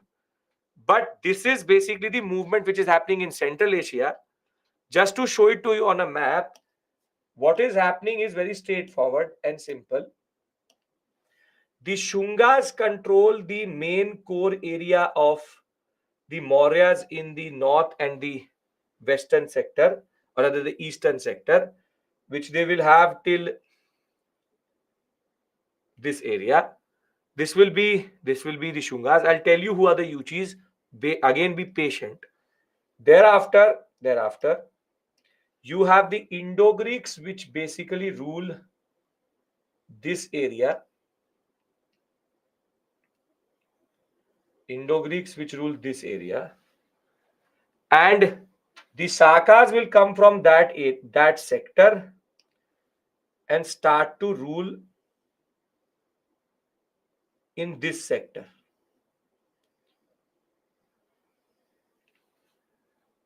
So you will have the Shungas, Indo-Greeks, and the Sakas. And the movement is like this. Yuchi will push the Sakas into this area. They had no other option but to move towards India. The Sakas were sitting somewhere here previously. Sakas were sitting somewhere here. Yuchi was sitting somewhere here. And Yuchi will be pushed, so they will push the Sakas out of this sector itself. So the Sakas did not defeat anybody. They did not defeat anybody except for one ruler of Ujjain, which we'll talk about, Vikramaditya. That is a story which is there. But the point which I'm trying to argue is there is a fragmentation in North India in a way that there are the following polities which are there. The tribal movement is because of the Chinese expanding, and one of the such tribes was the Sakas, who entered into India and established themselves in this sector. Are we clear with the first major change in North India? Does this make sense? We moved from this and became this. This is why UPSC asks questions out of this area, because there are multiple dynasties. Shaka, Saka, whatever you want to call. Totally your call. Saka is also right. Shaka is also right. Sindhopadhyana is also right. It is on what you want to call them. Can I move a step further? Yes, Priyanka. This is also a story of how geographical positioning impacts development of ancient polities. Why not? What is the confusion with Saka? Saka are sitting here. Then they are pushed by the Yuchi, because Yuchi will go and sit where the Sakas are. Chinese are moving from this point and trying to remove the Yuchi. So what is the issue in Sakas? It is just tribal movements. These are Central Asian tribes which have no real religion. They are tribes. They enter into India, they interact with the Parthenon population, and they become Sindho-Parthenons. So what is the confusion? You have to be clear about that. What is the confusion about the Sakas? Because I want to take the story forward to next set is, which is what happens to when the Kushanas come. The Sakas move, obviously the Sakas move. That is why came into India. Indo-Bactrians are nothing but the successors of, or he is the successor of the Seleucid Empire. Diodotus I captures power, establishes his own power. Can I move to the next set? Rudradaman is the part of the Sakas, who will refer to him, don't worry. Okay. Now,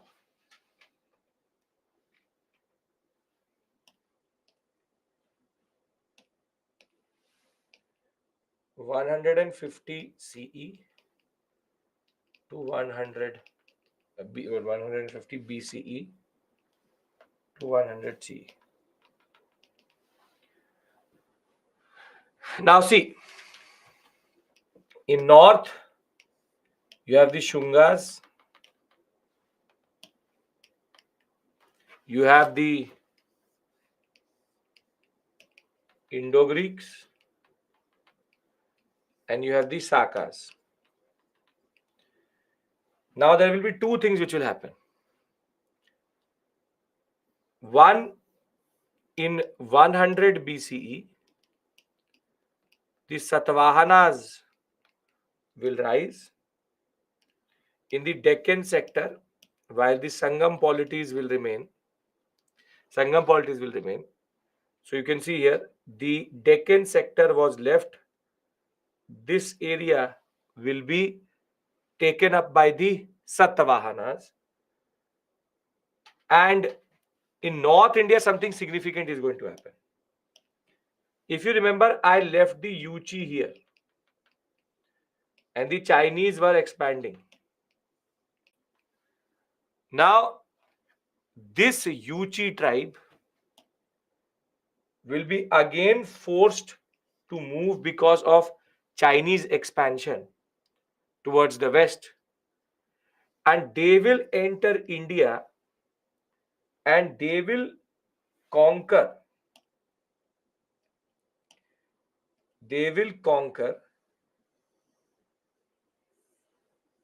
this whole sector.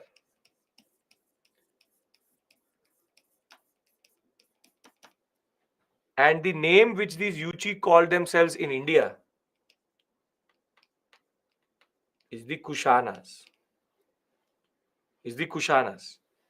So basically, when I was referring to the Yuchi, they were nothing but the Kushanas. The Kushanas, their original identity is called the Yuchi tribe. When they come to India, Satavahanas rise from, it was a Brahmin state which developed automatically. It was already there since the Shunga period, but was not able to capture power. Satavahanas will be indigenously developing.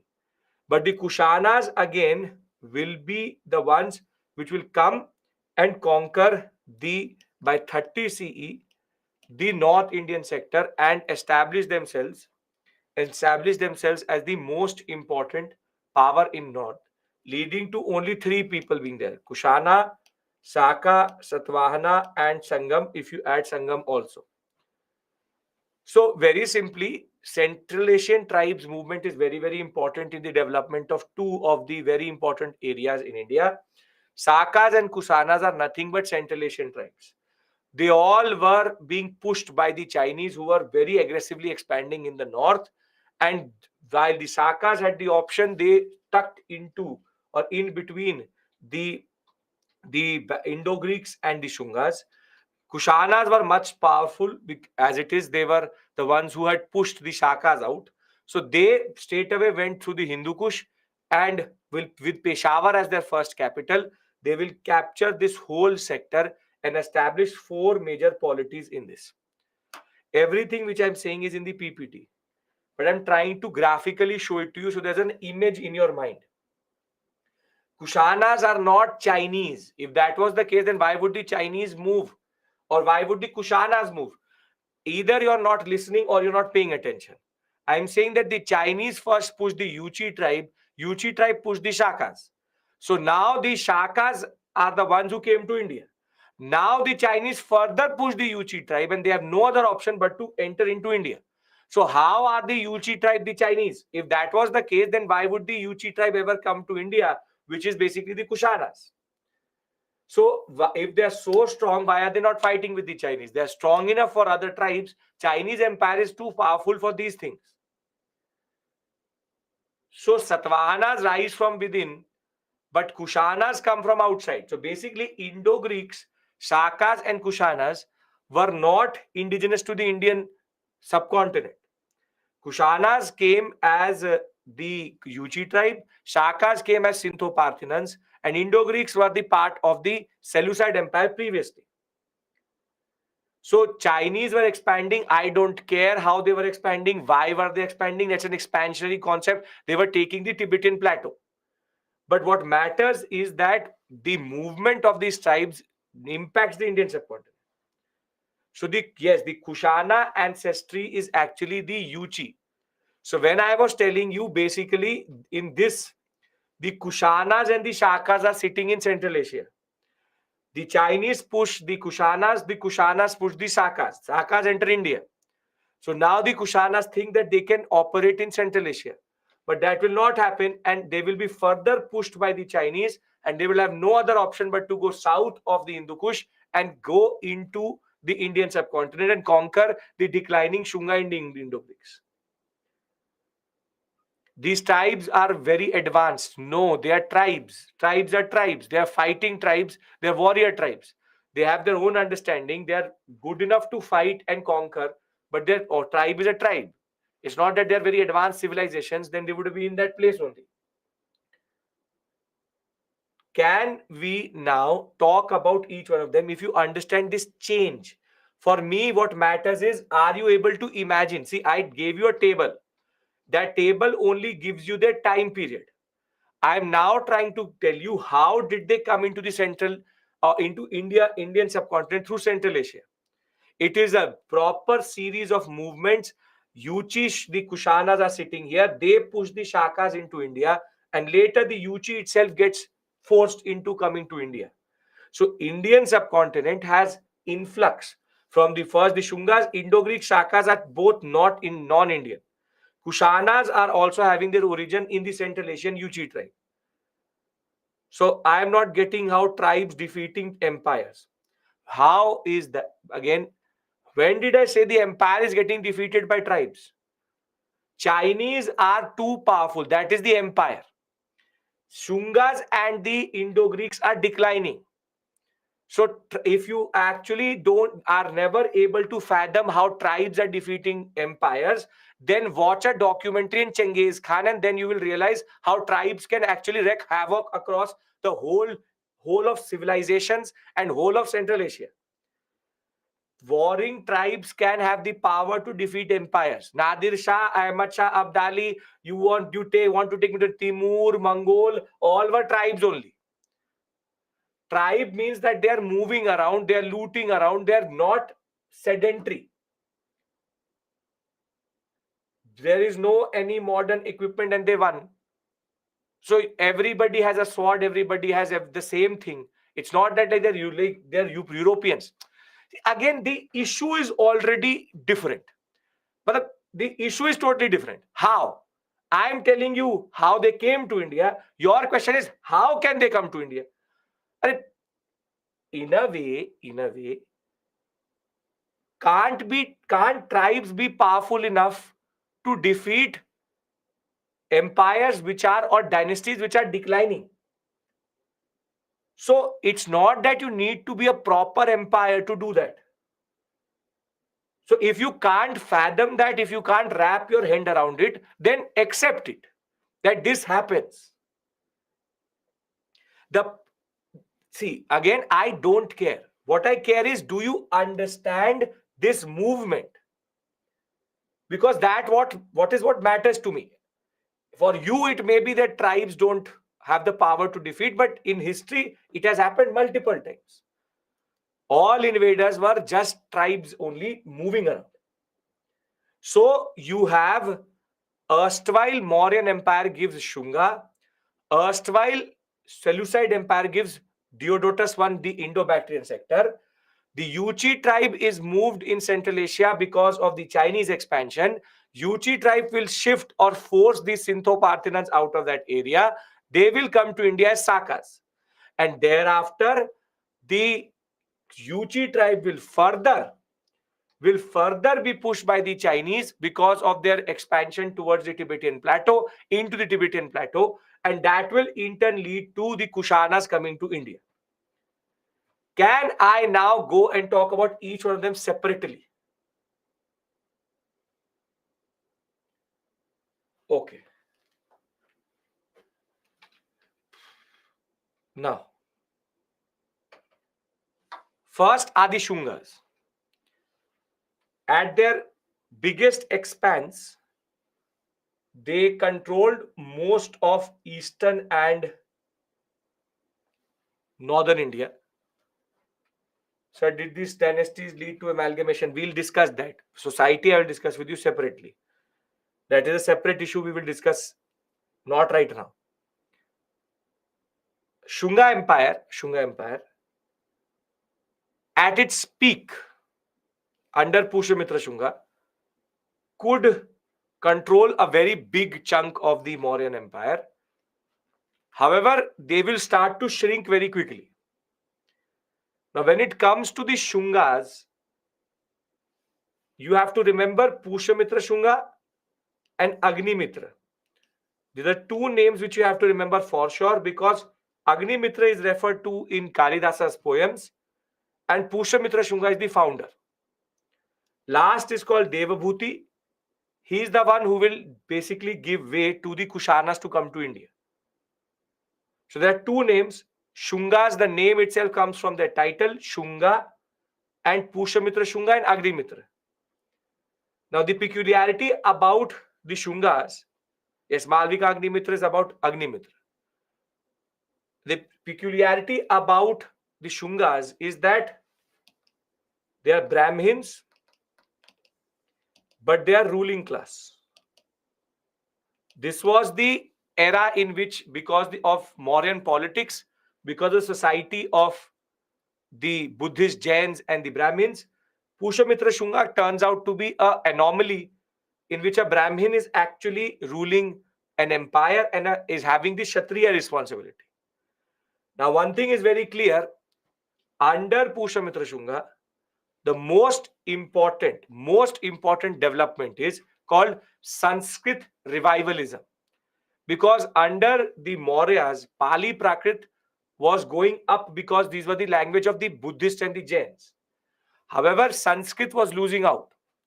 So when he comes to power after killing Brihadrat in 184, 187, again two dates are there. Pushyamitra Shunga will now start to rule the erstwhile core area of what we call as the empire of the Mauryas. And a very important development is that under this period, during this period, there's something called the caste formation or Varna Samskara. That I will explain to you when the whole political history is done. The last discussion I have with you is about Varna Samskara or caste formation, which is something which we will discuss in the end. Right now, political history needs to be done. Now, what do you mean by Sanskrit revivalism? Is that there's a resurgence of Sanskrit language into prominence because it became the language of the state.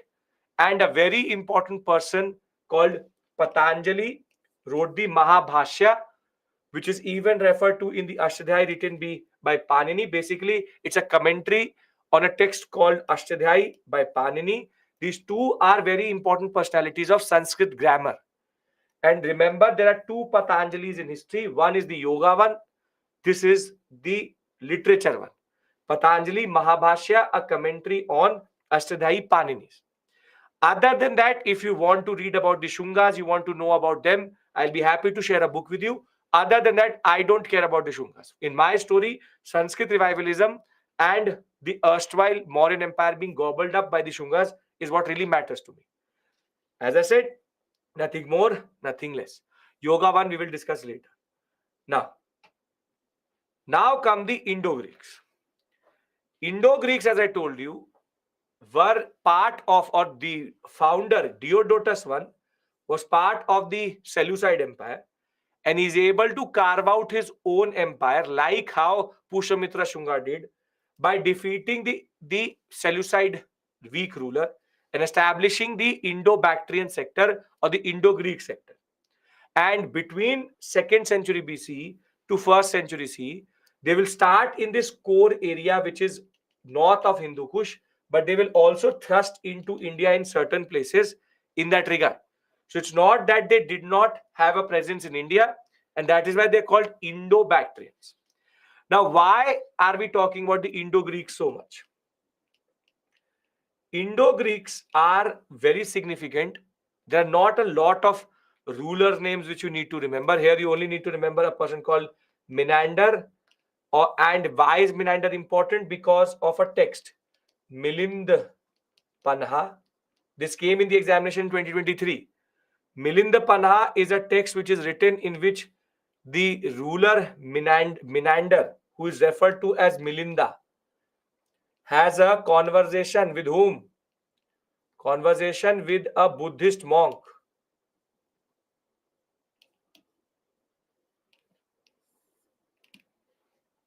Nagasena, not Nagarjuna. Nagasena. Nagasena. That was the thing which was written in the examination. You are telling me Nagarjuna. It is Nagasena. Giving me the wrong answer. Nagasena. Nagasena was a Buddhist monk who influenced Menander so much that he later became a Buddhist.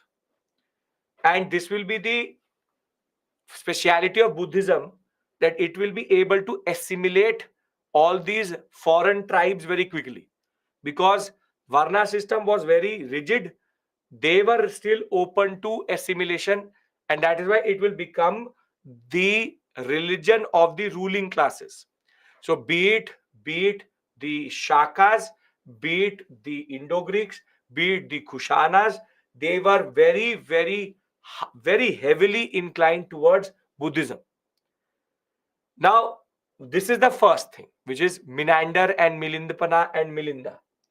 On the other hand, you have one more very important thing, which is his successor was his son Strato, but Strato was basically a child.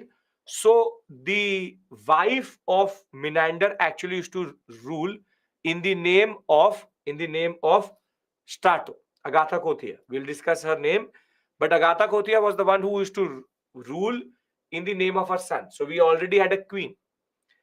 But why are the Indo-Greeks actually considered so important, or are such an important part of our discussion? Because of one very important thing. They introduced into India proper coinage. Proper coinage. Milinda is the Buddhist name of Menander. Proper coinage. See, in India, before the Indo-Greeks came, we had the punch-marked coins. Punch-marked coins, their most important feature in that regard is the fact that they are irregular, they are non-consistent, and they have no information on them. So where are they issued? What are they issued? Nothing is written. When the Indo-Greeks will come, they will bring what is called as double die-struck coins. Double die-struck coins are so important because firstly, they will become circular. Punch-marked coins were also used in the Mauryan period. Firstly, they will become circular, which is consistent. On the front, they will have the king's portrait. Then they will have the date and name of king. And more significant to that, on the reverse, they will have Greek gods. So the coins of the Indo-Greeks became proper coins. And more than that, they were giving a lot of information which previously was absent. And that is why Indo-Greeks are referred to as the most important rulers when it comes to coinage or numismatical history. So one of the important rulers of the Indo-Greeks was Menander, Milinda referred to in Milindapana. Menander had control over Bactria and northwestern parts of India.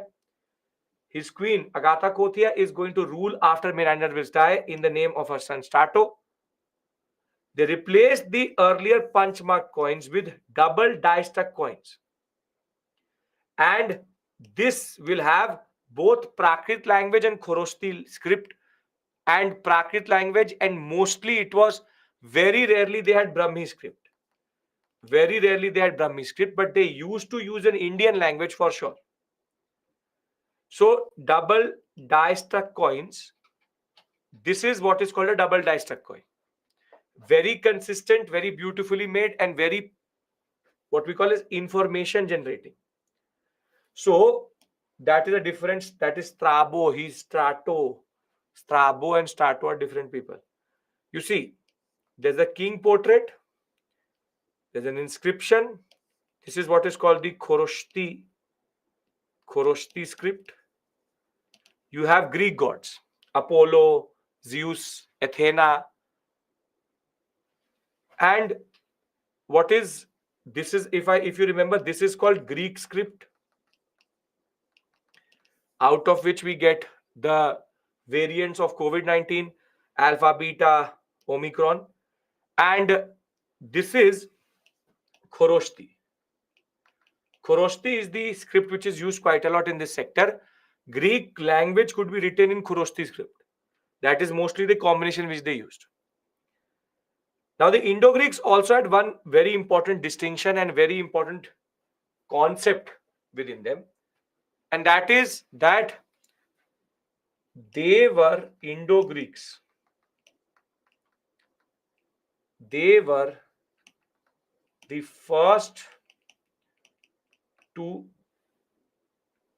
issue gold coinage in India.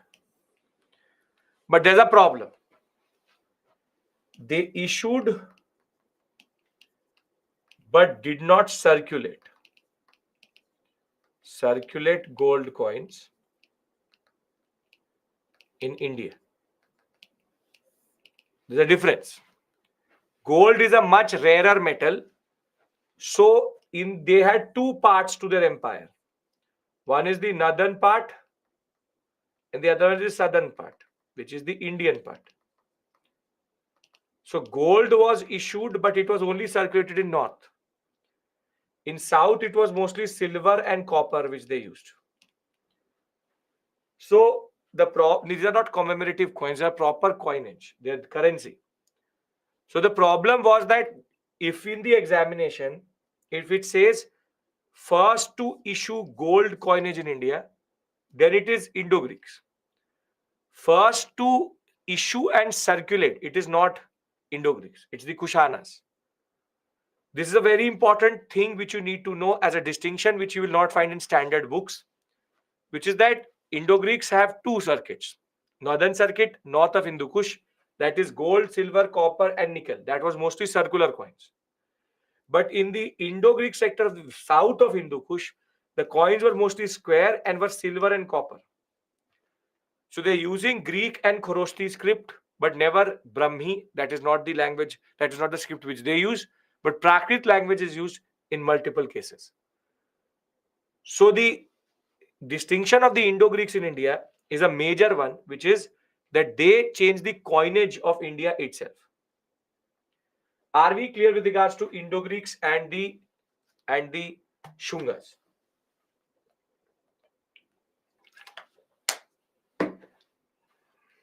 Now we have to talk about two things. The Sakas. But the Shakas have a very interesting beginning and a very interesting contribution to the Indian subcontinent. So it is believed that the Shakas were coming to India. And when they came to India, they faced at Ujjain a local ruler. A ruler, we have no idea about his dynasty.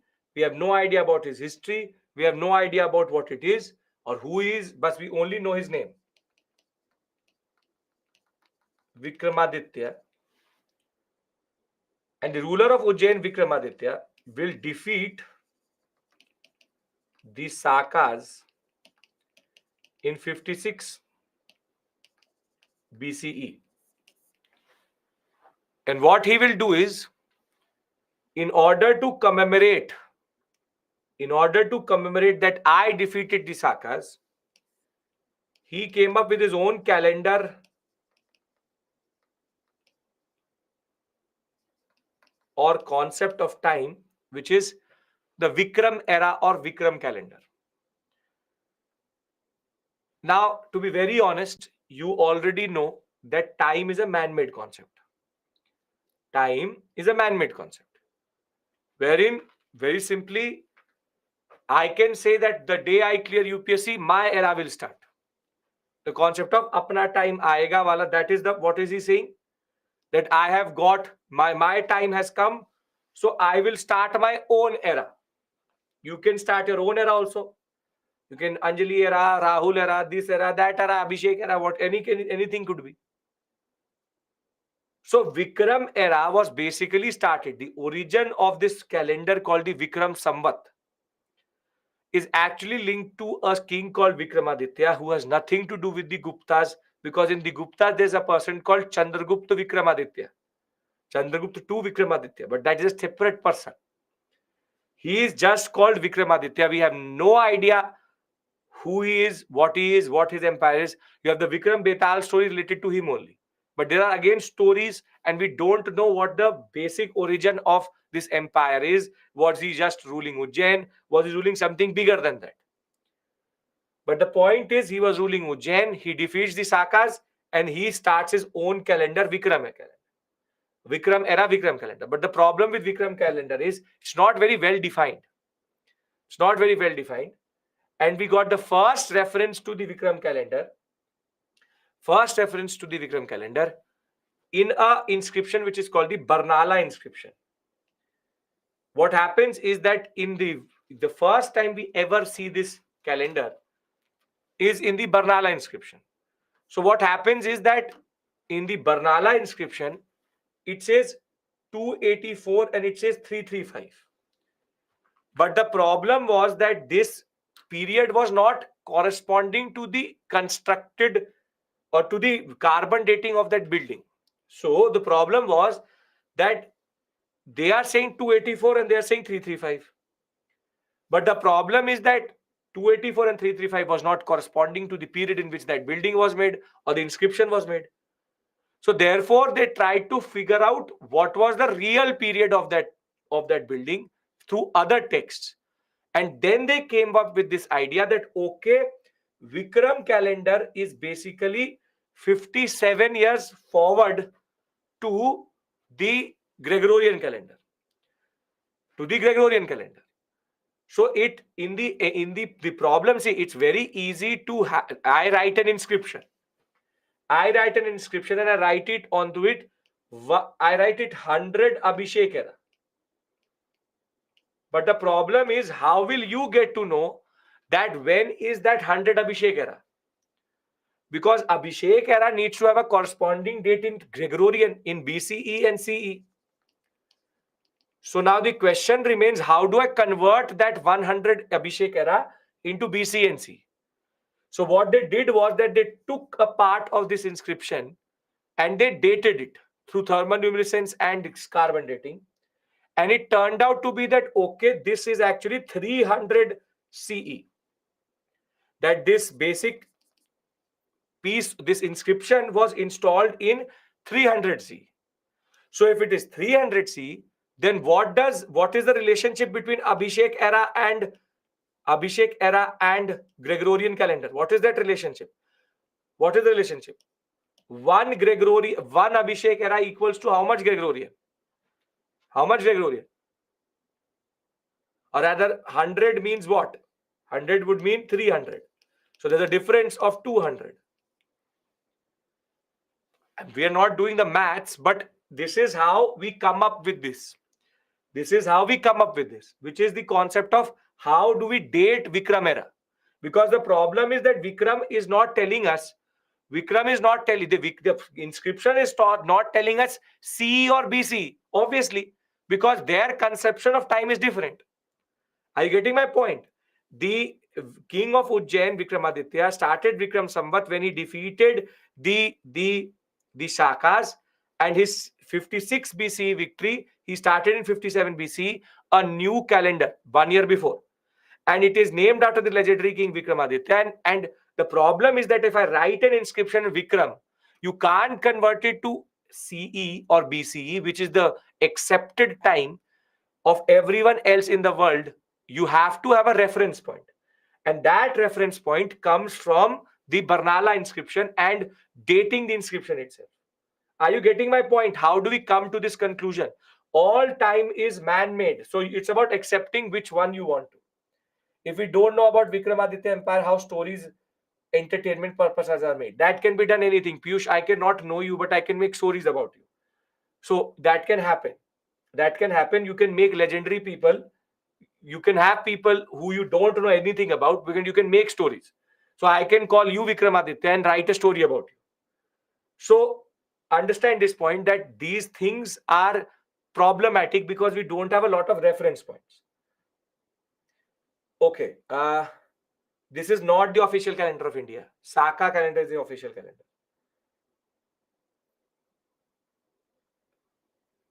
Vaisakh and all is not. Okay, wait. Are we clear about Vikram era? Are we clear about Vikram era? They will ask you the origin. Origin is what really matters. Now, as a CSAT aspirant,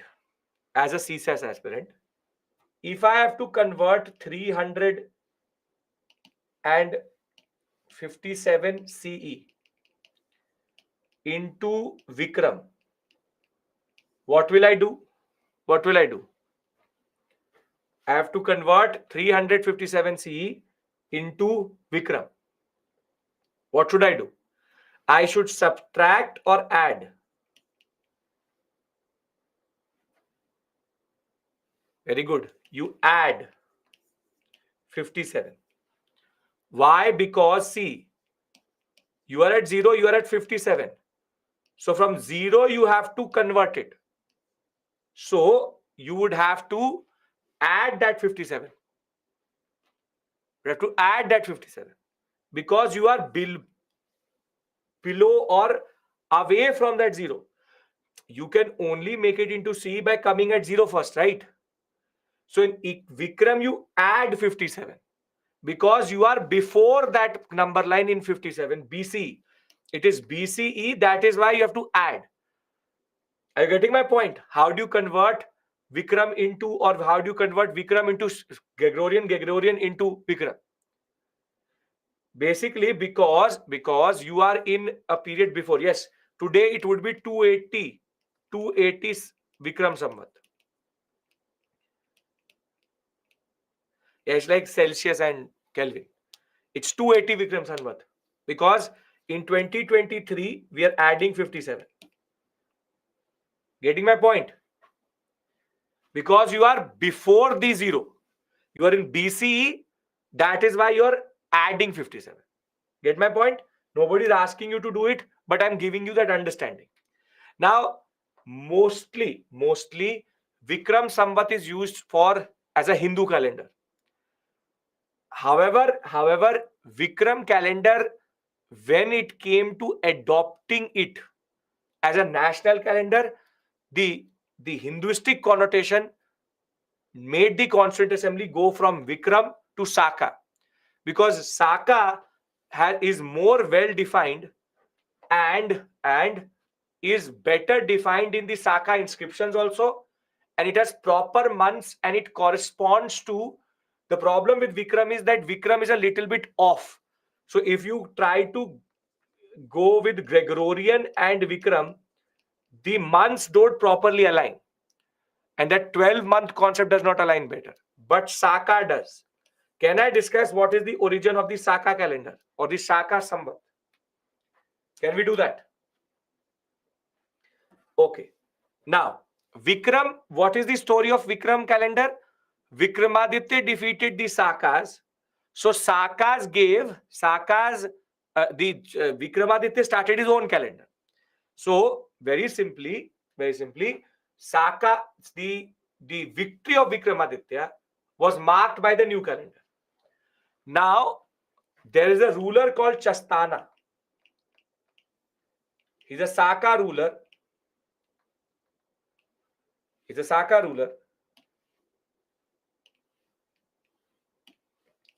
I'll show you his face also.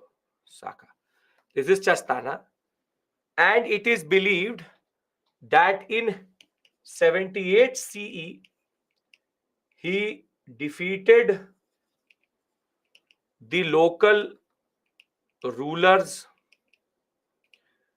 in the Deccan to establish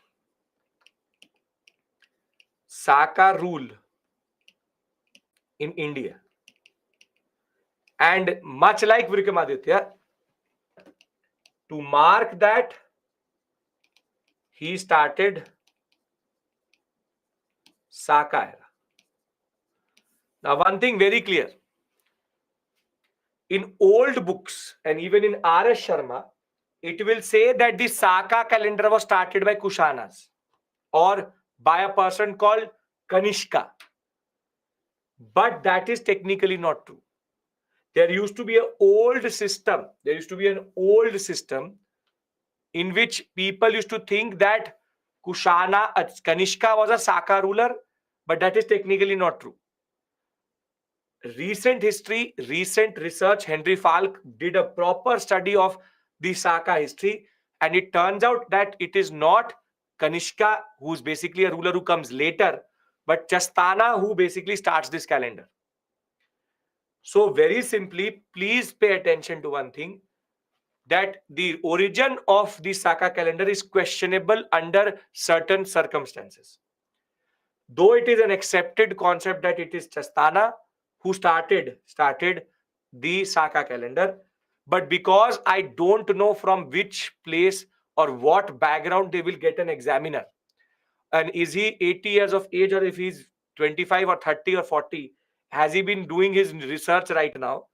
If in the examination it says Kanishka, go with it, because you'd never know what the examiner's level is vis-a-vis these things. Because in the past 10 to 15 years, that whole discourse has changed. Previously, it was not like that. So, if you refer to R.S. Sharma, it will say Kanishka started the Saka calendar. But that cannot be possible, because Kanishka is a Kushana ruler who comes after the Sakas. So, no, Shang, that's not the way it works. So, Saka era, what if both is given in the option? Then mark whatever you like it, because that question will get dropped for sure. So this is the origin of the Saka era, and the Saka era therefore is the calendar which we use as our national calendar. Now beginning of Saka era equated to Chastana. His inscription dated to 11 and 52 actually referred to is in coins. We have found it in the Kutch region. Saka 11 is 89 BC, 89 CE, and 52 is 130 CE. Previously, it was believed that accession of Kanishka was the start of Saka era, but now it is believed that basically it is Chastana, because Kanishka is a Kushana ruler. Now, who started the Saka calendar? Please tell me. Very standard. There it was Vikramaditya. Who started the Saka calendar? Who started Saka calendar? Chastana. Perfect. Don't say Kanishka right now. If there's a confusion in the examination, if there's no Chastana's name, then go with Kanishka. Now, again as a CSAT, if I have to convert CE into Saka or the other way around, what do? I add or subtract? 78. Now I subtract. Why do I subtract? I subtract because in the number line I am at 78 already. So I have to go back to 0 and then count the years, right? This is the basic maths which is done when it comes to calendars. In Vikram, you add. In Saka, you subtract. So what will be the year of this in Saka?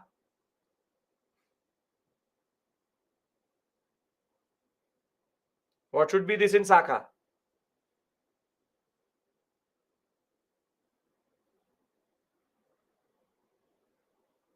Don't add, subtract.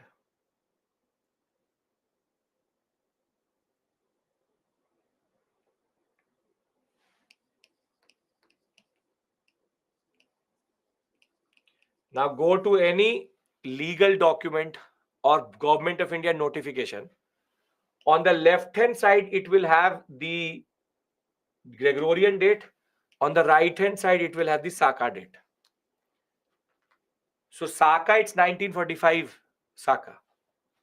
And in Vikram, we are in 280. So this is the story behind the two calendars. There are 4 calendars in India which are followed: Gregorian, Saka, and Vikram. One more calendar I will teach you when I'll reach Gupta, which is called the Gupta calendar, 319 BC, 319 CE. But that we'll discuss when we'll reach Guptas. Now, can I go back to discussing the Sakas and their rulers? This will never be asked in CSAT, but I'm telling you what is the story. Can we go back to the political history of the Sakas? This Samvat and all is clear because it's a burning question in everybody's mind multiple times. Are we clear with regards to this? Okay, perfect. Now, you see, when we talk about the whole of India and the whole of the Saka sector, when we talk about this area was always open. This area was always open. So when we talk about this sector, in a way, this is always open. Now, this is why the reason why the Sakas did not enter from this sector. You tell me why they did not enter from this sector. Why they were not able to enter from this sector and they had to tuck around. What is the reason for that? The reason is, yes, they were Indo-Greeks are sitting here. The Hindu Kush mountains and the Indo-Greeks are sitting here. So they had no other option but to enter like this. But to avoid the Pamir knot and enter like this, which is go around the Indo-Greeks and enter like this. This is a very important point you need to understand. Wherein the location matters. Again, a question of location. Again, a question of location. Wherein the location of the Indo-Greeks decided how the Sakas would enter into India. Sakas would enter into India. A very significant point you need to understand. So in the 6th century BC period, the Sakas belonged to the Sinthinan ethnic stock, which lived near the Sir Darya, the Jackstrack River. In the 3rd century BC, the consolidation of the Chinese Empire by Huan, Qing Shi Huan, led to a series of tribal movements in Central Asia. In the course of 2nd century BC, the great Yuchi tribe displaced the Sakas, who moved southward into Afghanistan and hence into northwestern India. This is what I told you. This Yuchi is nothing but who started Vikram calendar? Vikramaditya. That is name in the name itself. The Sakas, therefore, were displaced by the Kushanas. And the Kushanas later will come and enter into the Indian subcontinent itself. And that is why I'm telling you that this sector is always open. This is the area through which you enter, and that is the way you enter. Shastana being the founder in that regard. Now, if you will go through any book, everybody's following me till this point? No issues? Okay, now if you will go through any book, you will basically see there are 4 dynasties of the Sakas. But for me, only 2 are important. Why? Because the other 2 are in Afghanistan. So they are not important to us because we need to see what is happening in the Indian subcontinent. So very simply, you have to remember the Saka side, which is Indian side. So here you have the first, which are called the Chastana founded Kardamka dynasty, Kardamka, who used to rule through Ujjain. So Ujjain being their capital, Kardamka dynasty or the Western Satrapa, whatever you want to call them. Dynasty means family. 4 families were there, 2 were in India. Now one of you was dying over this person, which is Rudradaman. Rudradaman is the successor of Chastana, and he is referred to in the Junagadh inscription as the one who again very simply repaired it. In the Girnar inscription, in the Sudarshan Lake inscription, we have reference to 3 rulers together, which is, it refers to Chandragupta Maurya, it refers to Ashoka, it refers to Rudradaman, and later it will also have reference to Samudragupta. So very simply, it will have reference to Samudragupta, then Chandragupta too also. The point is, Rudradaman is considered a very powerful ruler of this sector, and he was the one who basically turned towards Hinduism in the other way around. Because Buddhism was very popular, he rather became a Hindu. So Saka ruler, Western Satrapa, or the Kadamka dynasty. He is mentioned in different texts, in Greek texts, as even Titanus and Tetanus. That is not tetanus, but tetanus. So he founded two major dynasties. One which will come out as Nahapana as the second ruler. Right now it is only Chastana.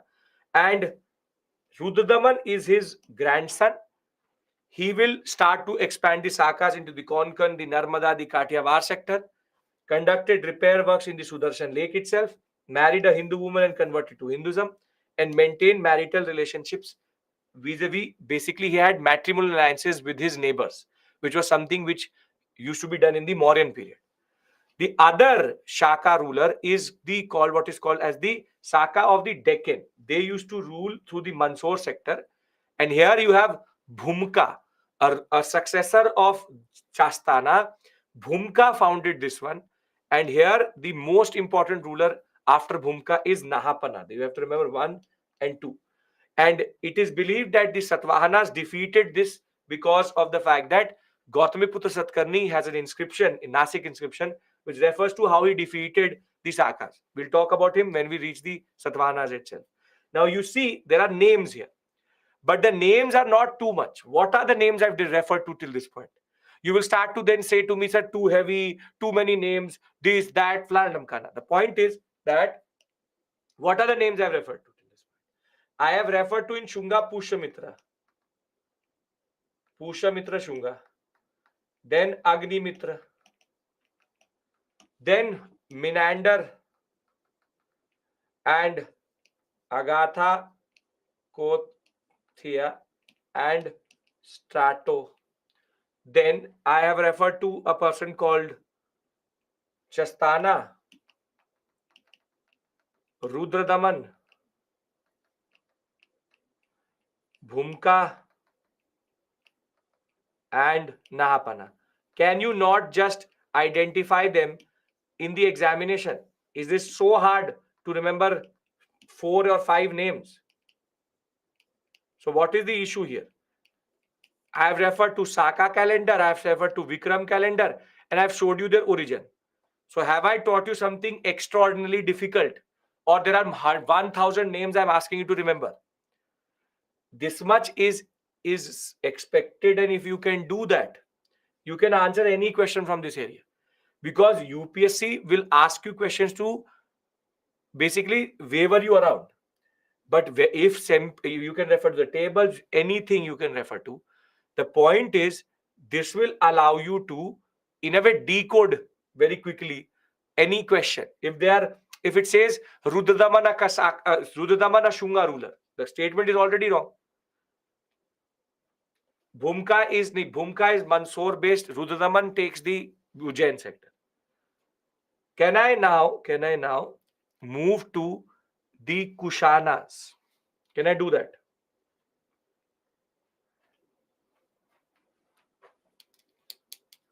Okay, Kushanas.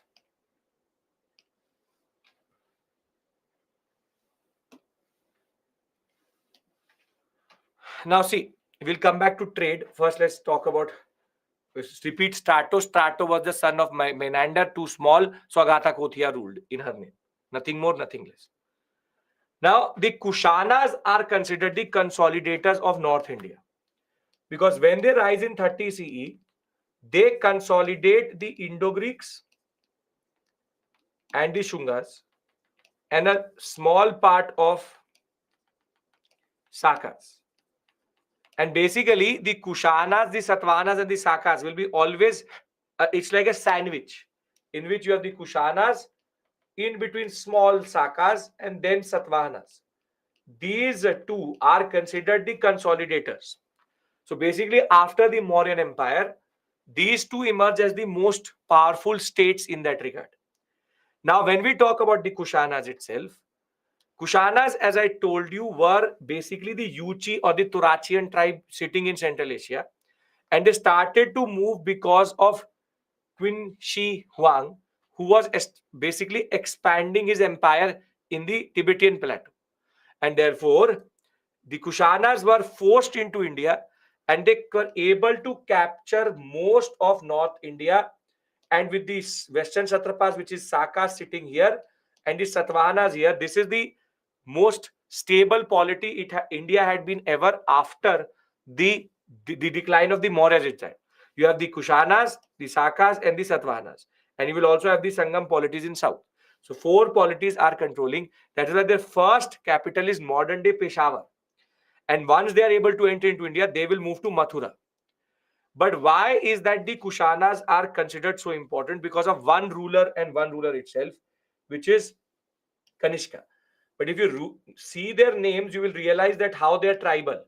What is the name of the first ruler? Kujla Khedifis.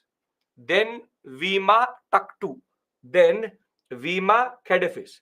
Now, when they start to enter into the Indian sector, they start to change their names. Kanishka, Huvishka. And by the time you come to the 190 period, they will take one of the names of Lord Vishnu himself, Vasudeva and Vashishka. So you see that in the names of the rulers itself, you can realize that there's a change in their interaction with the Indian subcontinent.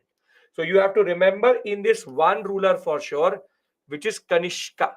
Now you will ask me a question that how did Kanishka sit on the 4th Buddhist Council when he came to power in 127? You can live before you come to power also. So when he did come, when he was sitting presiding over the 4th Buddhist Council, he was not the king, but rather a Kushana ruler. Later he will become the king in 127. So Kujla, Vima Khedifis, Kanishka, Huvishka, you have to remember for sure. Remember these brothers, Kanishka and Huvishka, both are brothers. Very important that way. Now, why are the culturally the Kushanas are very important? When I will teach you the what we call as schools of art, the schools of art, the Gandhara Mathura started to flourish under them. This is we will do under art and culture. But the Kushanas have a very important distinction. Kushanas were the first to issue and circulate gold coins in India. And more importantly, largest number of gold coins. Now, some of you will then say, sir, no, that is incorrect. Guptas are the ones. Guptas issued the largest volume of gold coins. Now, can anybody tell me what is the difference between these two? Kushana's largest number and Gupta's largest volume. Do we remember their capital? Yes, here you have to remember both capitals, Purshapuram, Peshawar and Mathura. Yes. Coinage quantity does not decide the weight. So if I have a Gupta coin in my right hand and a Kushana coin in my left hand, which will be heavier, my right hand or left hand? My right hand, which has the Gupta coin. So the Guptas issued maybe, for example, only 50,000 coins, but that was 2 tons of gold. And maybe the Kushanas issued 1 lakh coins, but it was only 1 ton of gold. So Kushana coins are lighter, but more in number. Gupta coins are heavier, but less in number. So now you can understand one thing. Indo-Greeks issued the first gold coins, but not circulated. Kushanas circulated and issued largest number. Guptas issued largest volume of gold coins. Are we clear about this?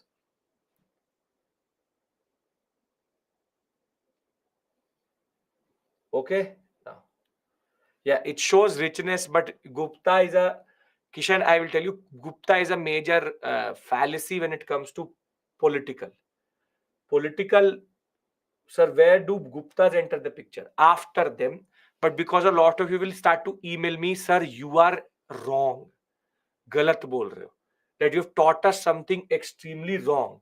So then I actually solve that problem by telling about the Guptas here only, so that I don't get unnecessary emails where I have to say to everybody, no, the Gupta volume and Gupta coins largest, so I do it here only. Guptas will come after this, but I'm discussing it here only, so that the thirst of knowledge which you all have is already quenched. So can I now move to the political history of each one of them? Five. It is only a very small discussion I need to have. I'll give you a break if needed, but not right now, because the flow is there. It will break, then it will be problematic. Okay, now the founder is Kujula Khedifis. You don't have to remember anything about him. He took a lot of different names or titles, Maharaja, the Raja, took a lot of names, but makes no sense for you to remember. Then Bhima Khedifis issued gold coins for the first time properly. Dinars, he used to call it. But what is more interesting is Shiva, Nandi, Trishul, and Maheshwar. Now, Indian gods, Hindu gods,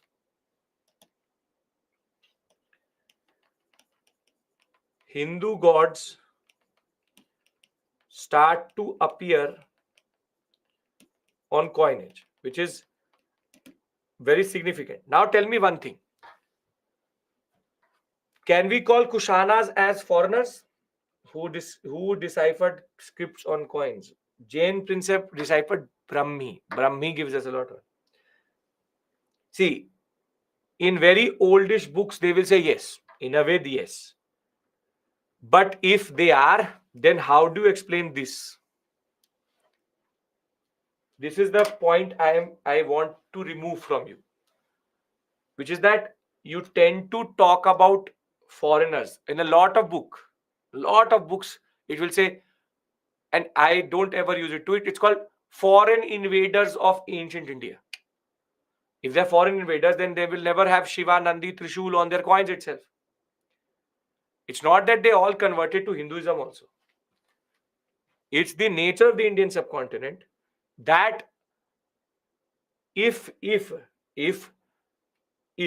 Kushanas are invaders, then the whole premise of Vedic civilization is also problematic.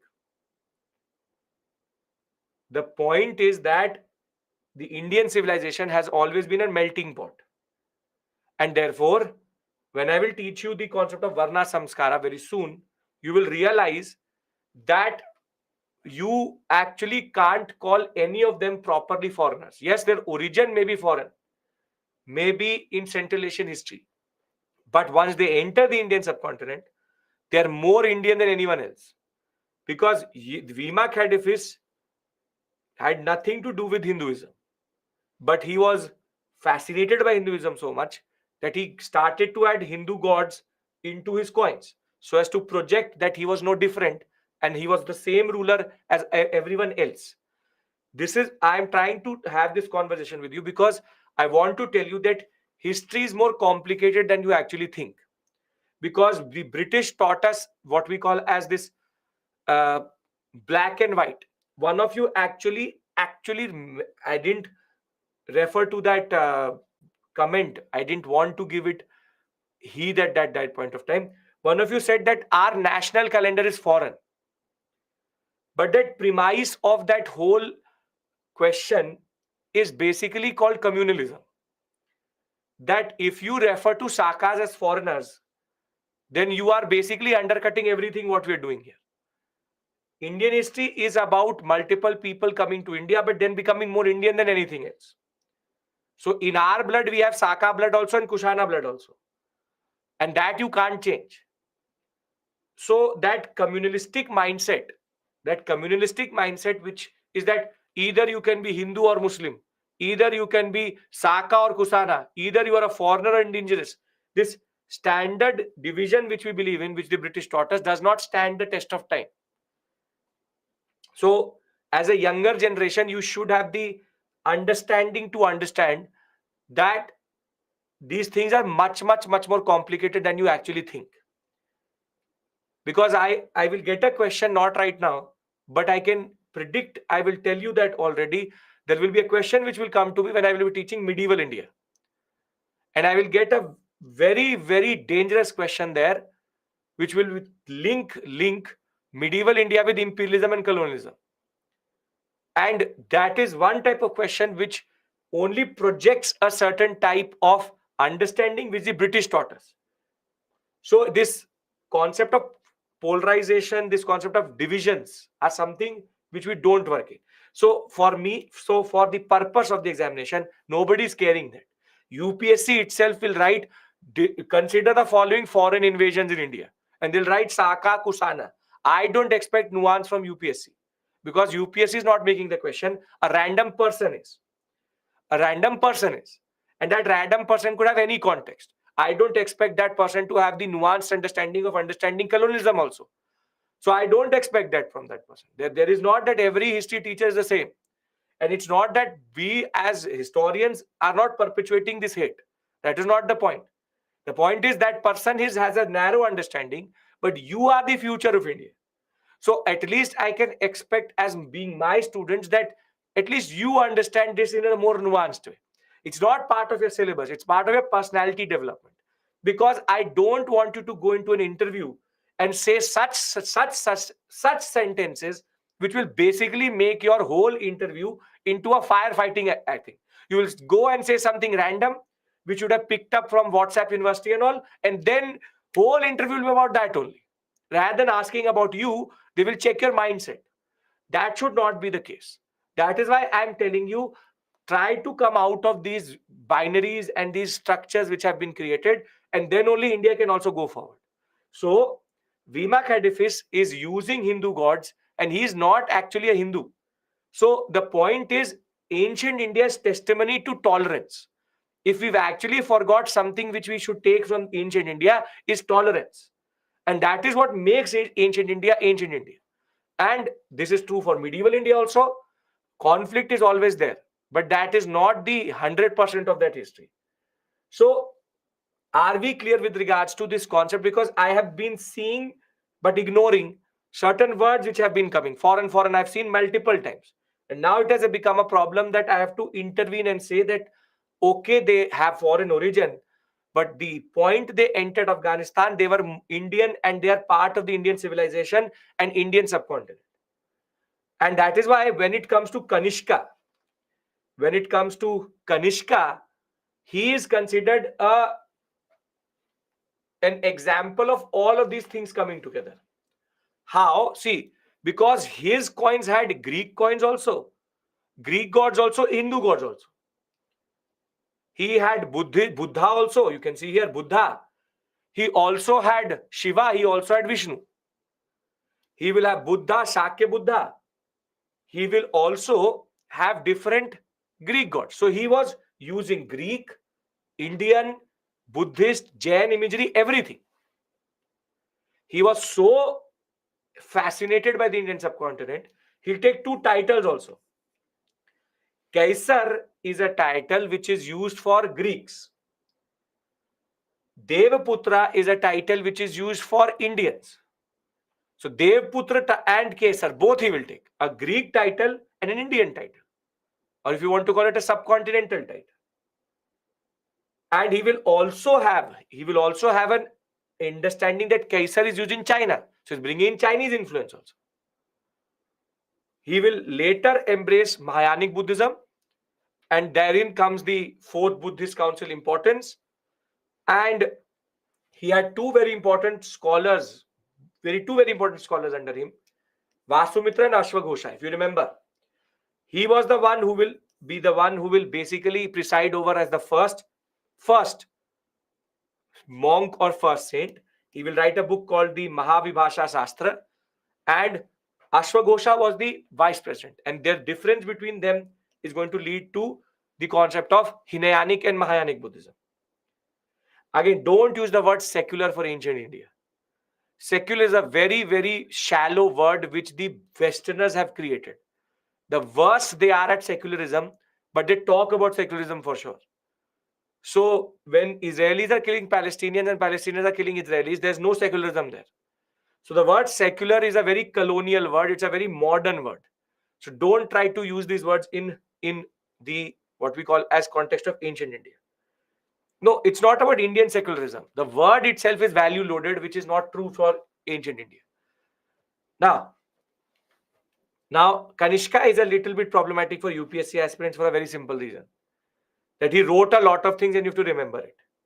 So he himself was such a good cultural figure that he will write the earliest dramas of India, and unfortunately you have to remember it. The Shauriputra Prakasana and the Sudarna Nandana 1 and 2. He will also write poems. For example, the Buddha Charita, the Vajra Suchi, and the Gandhi Sotra. He was also the one who gave money, patronized Charak. The Charak Samhita was actually written, the encyclopedia on Indian medicine, Ayurveda. Charak Samhita was written under Kanishka's patronage. He will be the one who will even control the Silk Route, first to issue a lot of gold coins in large scale, and he will have large scale irrigation works in Afghanistan so as to make it cultivable. I don't know. I have not seen your question, Raz. You have to write it. You have not seen. You're either writing in the doubt section. Write it in the chat section. I can't see your question. Now, when it came to, there are two Buddha Charitas. There are two Buddha Charitas. Yes, that is written by Ashwaghosha. There's two Buddha Charitas. Multiple books have the same name also. So from Sarnath inscription, we get to know that Kanishka used to divide his province into governors. But the problem is we don't have a lot of information about their central authority or their administration. We don't have. But can anybody tell me who is this on the Kanishka coins? Who is this? Yes. Lord Shiva. So that is how you can see there's an early representation which is coming up. At the same point of time, this is Athena. Athena is a god in Greek mythology. Now, the last of all political history is the Satavahanas. Now, here again, you don't have to cover a lot of things, but the Satavahanas have a very important distinction. Satavahanas, two things I will discuss with you, very straightforward. Satavahanas are Brahmins. First thing, very important. They are the ones who will be very instrumental in Brahmanical revivalism and Sanskrit revivalism. But more than that, Satavahanas had a very interesting feature, which is their rulers had mother's name as infix or suffix, sometimes also as prefix. Mostly it is as prefix. Now understand this point. I know you will write matrilineal. They're not matrilineal. Matrilineality would have meant that the mother's side lineage would have mattered. They are not matrilineal. They are patrilineal, which is that father side succession happens, just that they honor their mothers with their titles. It's only to respect their mothers. You see, what they used to do is that they used to Gautami Putra Shri Satkarni. Gautami is the name of the mother. Puta means Putra, which is son. Shri Satkarni. So they are a lot of, again, this is a problem which happens in the examination. The examiner himself does not realize there's a difference between matrilineality and the concept of just respecting your mothers by having the name in front of them. So that is why you will see here, I have written only matrilineal dynasty, because half of the books and the UPSC precedents, they think that's matrilineal. This is technically incorrect. But unfortunately, you would again have to look in the examination. If they say it's the only matrilineal dynasty, go with it. Because again, I don't expect the examiner to have the understanding, and I hope they have the understanding. Both statements will be clear. None of the rulers in India were ever matrilineal. None. See, matrilineal and patrilineal is a very straightforward thing. I have A, B, C, D. A, B, C, D is my father side. I have mother X, Y, Z, and then O. This is my mother side. Patrilineality means that power will go from A to B, B to C, C to D. And matrilineality means that it will go from A to Y, Y to like this. In the mother side, that is not how it's actually happening. They are following patrilineality only. Just that they're honoring their mothers by taking their name. But again, as I told you, this is the problem. I've written in the PPT only matrilineal, but I'm trying to again tell you it is not matrilineal. It's like that the Pashupati seal issue. That matrilineality is when you follow your mother side as succession. That is not happening in them. It is father only, which is father side. In your family, you would have, for example, your mother's brother and your father's brother. Are they in the same side? Your mother's brother and your father's brother, are they the same side? No. Now, if it came to succeeding your father, it will be your mother's brother or your father's brother who will succeed. It will be your father's brother who will succeed. This is called patrilineality. Father's brother, brother's son, that side. However, if your father is succeeded by a mother's brother, it is called matrilineality. Get it now? It's not difficult. Matrilineality is when you follow your mother's side, and patrilineality is your father's side. But as I said, this is not an issue of, there's no clarity, because initially people confused it. So very simply, straightforward. In the exam, if it says matrilineal, go with it. If it says they are not matrilineal, go with it also. Both statements can be given. Most probably these type of questions will be dropped because somebody is going to challenge it. UPSC would have to drop it. Can I now go back to discuss their political history? If we understand what is the implication of this, which is Gautami Putra Satkarni, Vishishti Putra Shri Pullami, Gautami Putra Shri Satkarni, Madhuri Putra Swami Saksena, thereafter Vashishti Putra Satkarni. This is nothing but the names of the mothers. That's it.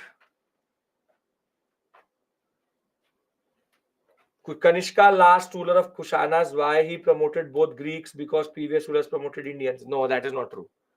He assimilated the Indian society vis-a-vis his own understanding and Indo-Greeks, because he was ruling the Indo-Greeks also and the Shungas also. He brought both of them together.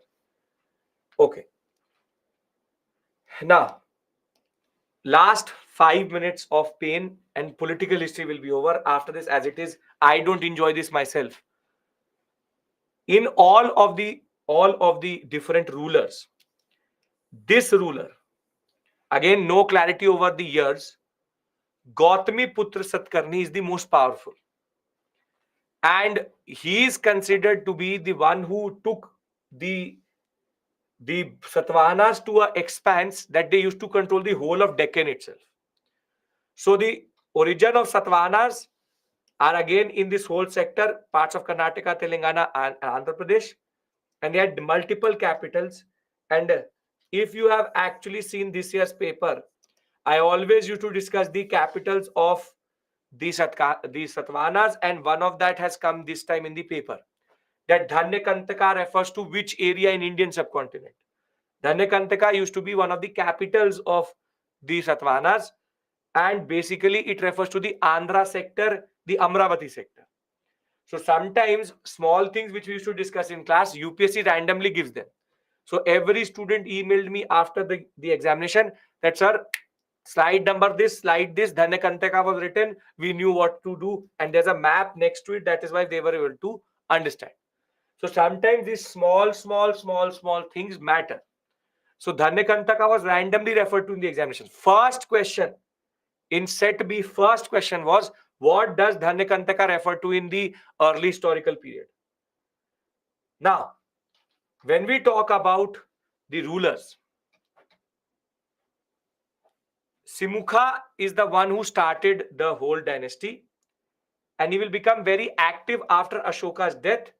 Will build both Jain and Buddhist temples. Being a Hindu, being a Brahmin, he will do that. But the point was that he was not able to find his feet till 100 BC. Thereafter, it will take him 80 years after the death of Ashoka to really find his feet. Then Satkarni I, third ruler of the Satavahanas. I have not given you every ruler. There are 200 rulers under Satavahanas. So please understand, there are 200 rulers. I've given you the only most important ones. Satkarni I is considered the one who started to expand. So he will defeat Karavela, who's a Jain king in Odisha. He will start to then push the Shungas towards the Patliputra sector. He will create pressure on them also. He will also go into the what we call as the Madhya Pradesh sector. But he took a very important title, and that shows the power of the Satavahanas, which is Lord of Dakshin Pata, which is called Dakshin Pata Parmeshwar, which is the fact that my husband is the Dakshin Pata Pati. This is a Nainika is a in the Nane Ghat inscription. The wife of Satkarni I refers to him as Dakshin Patapati. That my husband is the one who controls the Dakshin Path. So they were actually quite significant in holding this sector. And Brahmanical revivalism will happen under him. Ashwamedha Yag will be done after centuries, wherein so as to prove that the Vedic Brahmanism was back. That aspect I will discuss with you tomorrow. Thereafter, Hala, he is known for one very simple thing, that he wrote a very important text which is called the Gatha Saptasati, has come in the examination multiple times. It's a love story which talks about different emotions, and his minister also called Gundayan wrote the Brihad Katha. Again, something important to be remembered. Now comes the most powerful ruler of the Satavahanas, Gautami Putra Satkarni. Gautami Putra Satkarni is the one who basically takes the Satavahanas to a different level altogether, because he dominates everyone. In the Nasik inscription, it is said that he will dominate every local ruler. He will dominate the Shaka, the Pallava. The Shaka Pallavas are the same thing itself. The Greeks, even the Shungas, he will dominate everyone. And that is why he used to be called as the Eka Brahmana, the Brahman who was peerless. Basically, he could not be defeated. And also he was called Chatya Dapa Mandapa, which is the one who destroys the egos of Kshatriyas. Don't have to remember it, but it shows his power. And that ways, he was extremely powerful, expanded very quickly. Now, in the Karle inscription, he has been shown to give Buddhist monks certain what we call as donative land. So even when he was very powerful, he was not arrogant towards religion, because he was very open to Buddhists and giving land to Buddhists. He's a Brahmin, but he's still respecting the Buddhist population in his area. Then you have Vishishtiputra Pullami. He was the one who succeeded him immediately, and he was fighting with the Shakas. The Shakas took some land away from the Sutvanas, so he took it back. Thereafter, Yajni Satkarni. Yajni Satkarni is basically the one who loved trade and navigation, the aspect which I'm coming to. Trade under him time will flourish quite a lot. India will get connected to the world very well, and trade will flourish very beautifully. Thereafter, Satvana administration we do tomorrow, because I have to discuss something here. Now, the last thing we discuss are two things: trade and society. Can I do that? Because they're two very simple, straightforward topics, but very interesting ones. Political history is finally over. Total names I've discussed with you, which you have to remember, is Menander, Agatha Kotia, Strato, Pushyamitra Shunga, Agnimitra. You have to remember Bhumka, Nahapana, Rudradaman, and you have Chastana. Then you have to remember Kanishka, and then you have to remember Gautami Putra Satkarni. Can you remember these basic people? If you can remember these basic people, you will be able to answer most of the questions. Now, when it comes to Indian history, the post-Mauryan period, it is considered as the highest point the zenith of international trade. Never in the Indian subcontinent did international trade reach to a point, before it or after it. Basically, the Indian subcontinent was connected to every part of the world. So from China, we have reference to Ptolemy, who talks about how China was importing quite a lot and was exporting also to India at this point of time. Chinese coins have been found as deep as in the Mysore sector. So be it China, Iran, Southeast Asia, everywhere. And the most amount of money came from the Roman Empire, which I'm coming to. From Africa, we have again Abyssinian and Egyptian pieces of coinage and currency in India. And in Southeast Asia, which was referred to as Swarna Bhumi, we again have multiple things which we are sending to the Southeast Asian sector. India was the center of trade at this point of time. But the prosperity of the post-Mauryan dynasties was because of this Roman trade. It is believed that we bleeded the Romans of gold and silver. Literally bleeded them with gold and silver. The unprecedented amount of gold and silver came from the Roman Empire. And what Pliny in natural history has estimated that could be as high as 550 million setres. Setres is gold coins of the Romans, which is a huge amount. And this meant that India was the epicenter of the world at this point of time. Be it the Silk Route, be it maritime trade, be it the connections with the Romans through the land route or through the maritime route, India was the place to be at this point of time. With multiple new dynasties having Central Asian origin also, India, this border was open quite a lot and flourishing trade happened at this point of time. This is the zenith of foreign trade in India. Why people wanted to invade and rule over India? Look, value loaded question, but we'll discuss it later. Which is bad because nobody's invading and ruling over India. They're entering India as a process of political movements. Why Romans give so much amount? They wanted only one thing: pepper. Spices of India is needed across the world. They can't grow it. Romans were obsessed with Indian spices. Now, if all of you are on board, and if all of you are comfortable till this point, I want to now discuss something which will not come in the exam, but is called caste formation or Varna Samskara. Why did Romans ban trade with India? They did not ban trade with India. They tried to do it, but they needed Indian trade quite a lot. Okay. Romans are very rich, obviously. Romans very rich. Whole of European history, they are the richest in that regard. Why Indo-Greeks does not bring their religion into India as Britishers done with Christianity? Satya Prasad, firstly, Britishers are not attributed to missionary activities as much as the Portuguese and the Danes are. So we'll discuss it there's a lot of issues in that question itself. And I really don't have the capacity right now without discussing modern India with you to discuss that. So your questions are quite value loaded. वो अंदर से britisher निकल के आ रहा है, अब क्या कर सकते हैं? That's the problem. That very value loaded question it is. That why Indo-Greeks not bring their religion as Britishers done with Christianity? They brought their religion, but they got assimilated into Indian society. So there's a problem. The way you're framing that question, there's a problem. Okay. Why do we say somebody claims Saka Kushanas as foreigners? Because they're Central Asian in origin.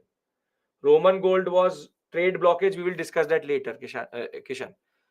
Now, these are the trade posts, or these are the trade centers which are referred to in a text called the Persepolis of the Erythraean Sea. It's a text which was written by an Egyptian. We don't know, he was in Alexandria. We don't know the name of the person who wrote it.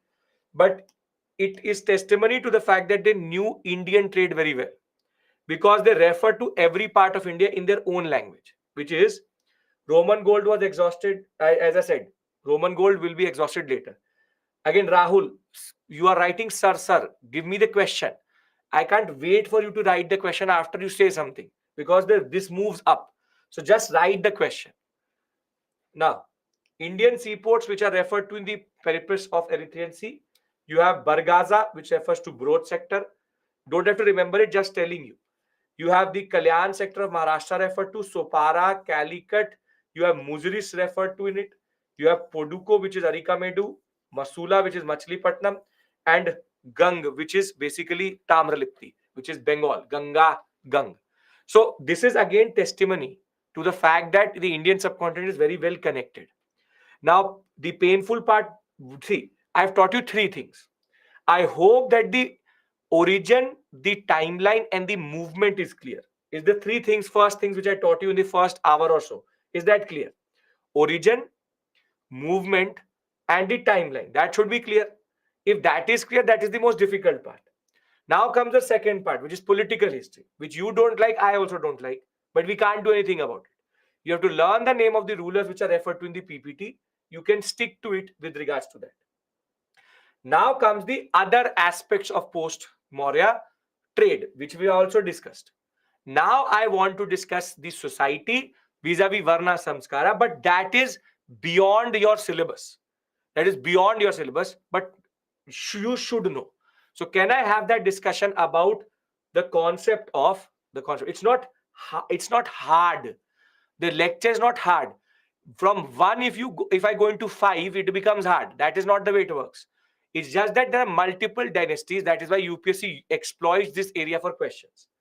Right. Now I want to go into Varna Samskara. Can I do that? I can take 5 minutes extra if needed. So many names, so many things. UPSC has played with their emotions. Now UPSC is like that. Okay. Now pay attention to something. I'm basically now telling you what is the concept of caste formation. What is the concept of caste formation? Now, first things first, whenever you use the word caste, you need to understand one thing, that this word is not English, it's not even Hindi, it's not even anything else. It's a Portuguese word. It comes from the word castas. Castas, caste, basically was a word which was used for jati. Caste today is very different because during the British period it changed totally. But when I am referring to jati and caste, I am referring to them as interchangeable entities, which is for ancient India. Only true for ancient India. And more than that, when I'm discussing jati and caste with you, the concept is very straightforward, that it is a sub-categorization of Varna. Varna proliferation or sub-categorization is called jati or caste. Now, there are multiple questions which will come to your mind, but they will not be true for ancient India, because at this point of time, it's a very simplistic process. Later, it will change. That is discussion we have later, not right now. Now, there are 4 Varnas, yes. Brahmin, Kshatriya, Vaishya, Shudra. Yes, 4 Varnas. Now, these 4 Varnas are very watertight. Watertight in the sense that there is no social mobility, and more than that, they are endogamous. Endogamous means they marry within themselves, which is that a Brahmin will marry a Brahmin, a Kshatriya will marry a Kshatriya, Vaishya will marry a Vaishya, Shudra will marry a Shudra, which is that there's no intermixing allowed. So can I say that these are homogeneous categories? Can I say that these are homogeneous categories? That in themselves they are very pure. That Brahmin, Kshatriya, Kshatriya. So their identity at this point of time is not social mobility, that's economic mobility, or what we call as mobility in occupation. Brahmin becoming a king is not social mobility, because he remains a Brahmin. He does not become a Kshatriya. Now, endogamous nature means that they are watertight. They are watertight and they are homogeneous in that regard. And this will remain till the Mauryan period. Till the Mauryan period, Varna will remain watertight, wherein rigidity is there and there is no social mobility and there's endogamous nature and homogeneity. Now, in the post-Mauryan period, something will happen. In the post-Mauryan period, now will come the Kushanas, the Indo-Greeks, and the Sakas, together referred to in Sanskrit text as Yavanas. Yavan means anybody who was related to the Greeks or was from outside India. Now, they have come as tribes, so they will have a lot of population. And now they need to be assimilated.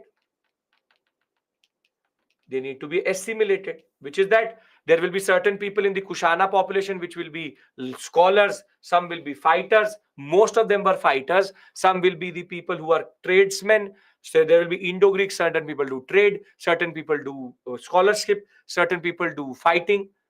So now their population needs to be assimilated into the Brahmanical fold. So now, sir, you are using mobility a lot of time. I'm not using the word mobility. I'm just saying previously there was no concept of a Kshatriya becoming a Brahmin becoming a Kshatriya. That is called social mobility. There's no way of doing that. That cannot happen. That will not happen right now also. They're endogamous, they're pure. They are in themselves watertight. Now, post-Mauryan period, there are new populations which have emerged in the Indian subcontinent. They're trickling into the Indian subcontinent. Do they need to be assimilated? Yes or no? If you don't assimilate them, then what do you designate them? There is a need to assimilate this population. So now what the Brahmins do, or the Brahmins, they have no other option, which is that from each one of them, they will add to each of these categories. Basically, Kushana's warriors were put into Kshatriya. Kushana scholars were put into Brahmin. Kushana Vaishyas were put, Kushana tradesmen were put into Vaishyas. It's not that simple, but that is how it was happening. So very simply, in each of these categories, there is now a influx of population. There's an influx of population. But if I am the original Brahmin, the Brahmin who existed before Mauryas, would I want to give the new Brahmin the same status within the Brahmin system itself? No, because then what is the distinction between that person and me? So what they do is that they now start to designate within Varna itself new identity. That I am A Brahmin, he is B Brahmin, he is C Brahmin. This is now what is called caste. Caste exists, or jati exists within the same Varna identity. That is why this is called sub-classification or sub-categorization. Now there's one Brahmin who calls I am A Brahmin, I am B Brahmin, I am C Brahmin. Now this is called Varna proliferation. Varna identity remains the same, but subgroups are emerging. Isn't that what is jati or caste, which is subgroups within the same community or within the same Varna? Now this is the first process, which is that if I had water in this tank and this is the Brahmin tank and I have water previously there, I've added new water into it. And this adding of new water has created more types of molecules, which is that I am this Brahmin, I'm that Brahmin, I come from there, I come from that. And therefore, I'm this Kshatriya, I'm that Kshatriya, I'm this type of Kshatriya, I'm this type of Vaishya, and that type of Vaishya. This is the first process. Now, can I discuss the second process, which is assimilation of foreign population into the Indian subcontinent? Yes. Now, the second process is, if I go and say to Donald Trump that you are a Brahmin, does it actually mean anything to him? If I go and say to Donald Trump that you are a Brahmin, you are a Shesht Brahmin, does it make any sense to him? No. Now, what this population, new population, but they have been designated as Kshatriya, but they don't know what that means. And they have not been in the Indian subcontinent forever. So they don't know that these are watertight compartments. Now a Kshatriya will start to marry a Vaishya, Vaishya will start to marry a Brahmin, Brahmin will start to marry a Vaishya. Intermixing will start. Because this new population, which was designated as a Brahmin, will now start to reproduce with a Kshatriya, which is also a new type. So now what do you call a Brahmin and a Kshatriya son or daughter? So you again create a new subcategorization. So you see that Indian subcontinent will explode when it comes to Varna identity. First, you will have these very clear, simple, straightforward 4 identities. Endogamous, closed. But then you add new population to them. But if you add new population to them, then the problem is, then what? They will just take it as a designated tag on them. And then if they will take it as a designated tag, they will become exogamous. And when they become exogamous, which is that they start to intermix with each other, they will produce even more subcategorization. So they will be 1, 1, 1, and then they will be further, then further, then further. And this is what is caste in India, isn't it? This is what is caste in India. There's one more process which I need to discuss with you, which is tribal assimilation, which I will tell you in the Gupta period. These are 3 processes which led to Varna. This is called Varna Samskara. Varna proliferation in identity.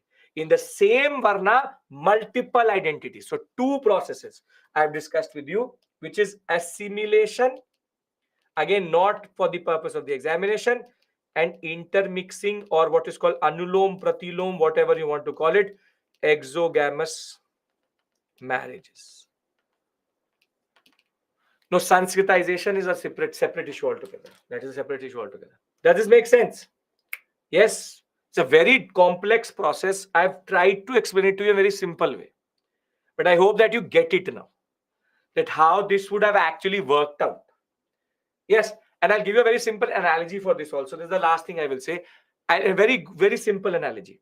That, for example, you are holding a very big tank of water. You have a very big tank of water, and there are 4 compartments in that water tank.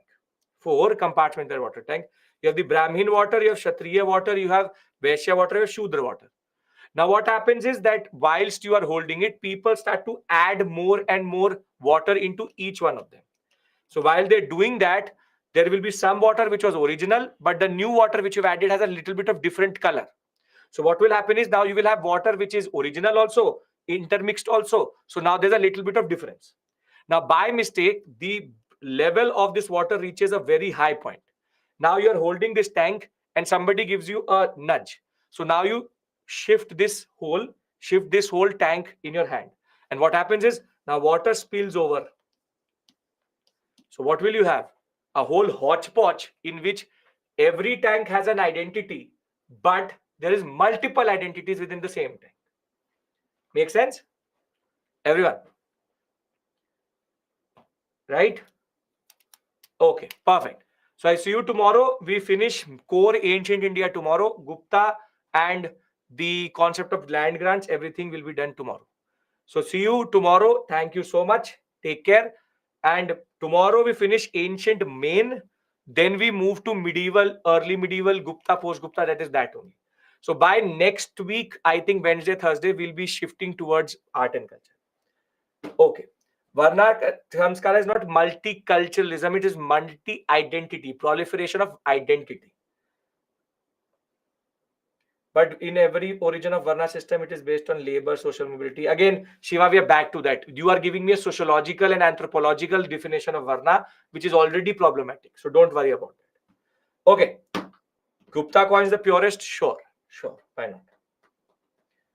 This is only possible as they didn't had their own religion. That is not true.